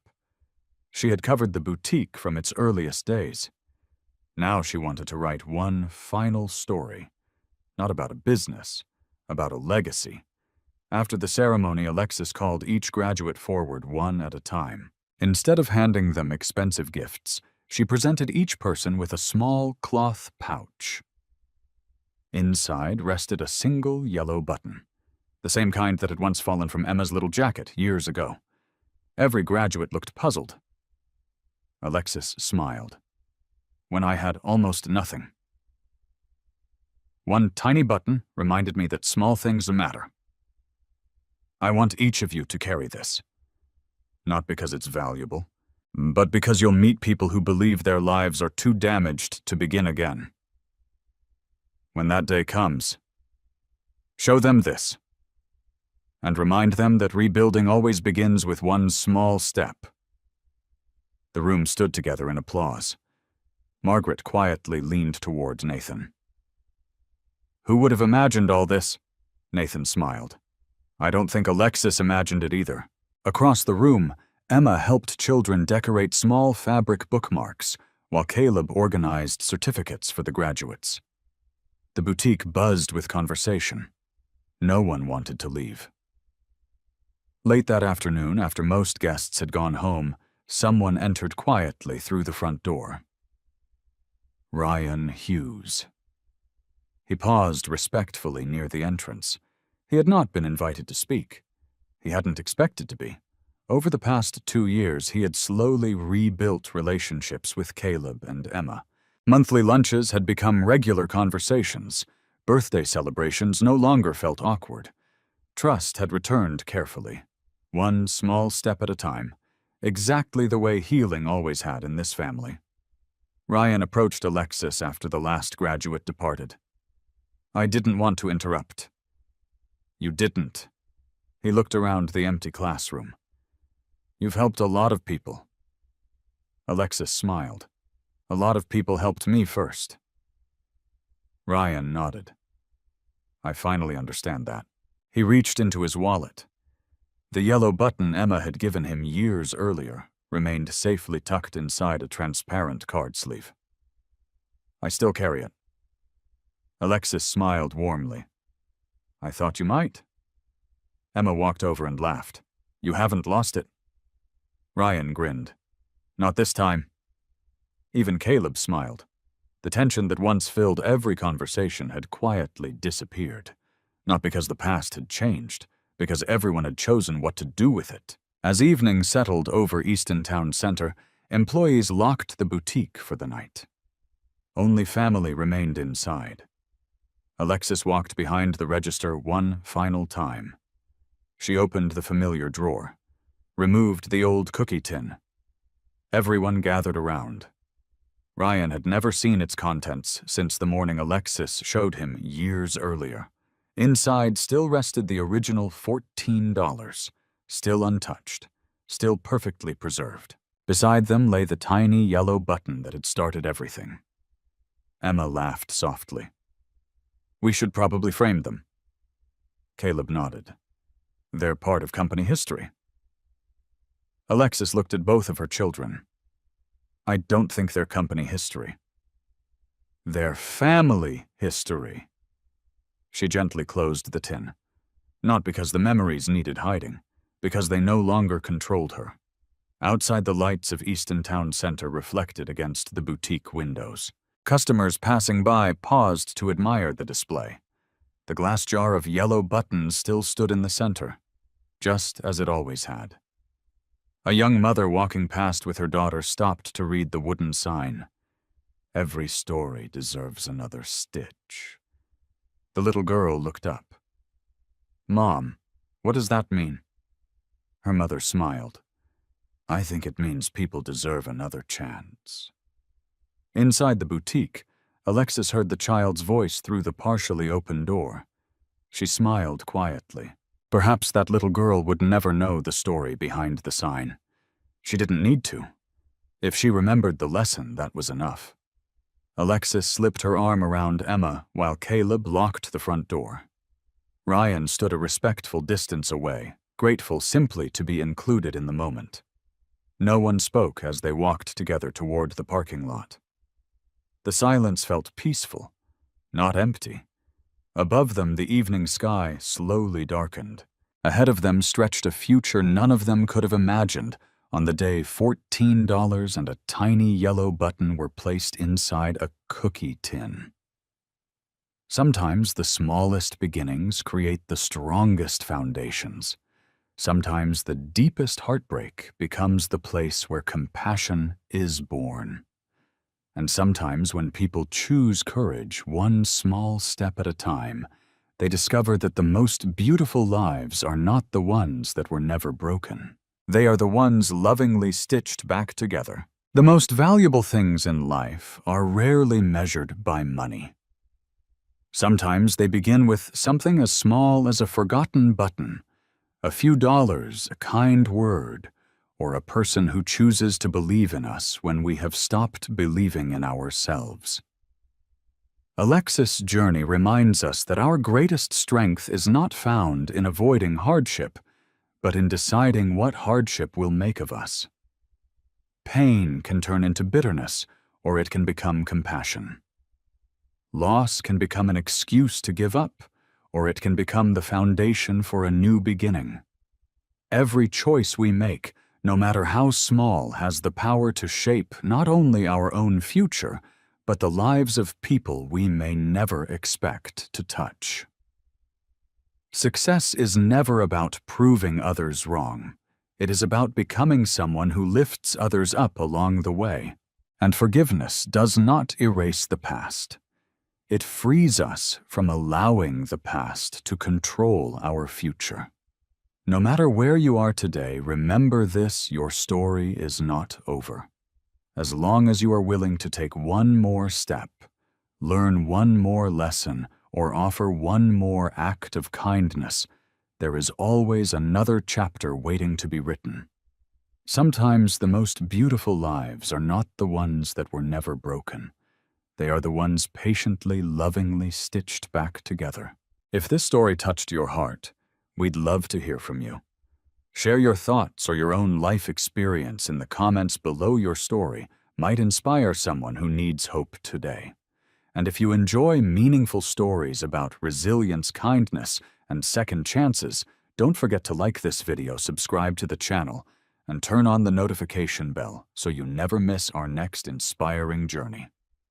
Thank you for watching, and we'll see you in the next story.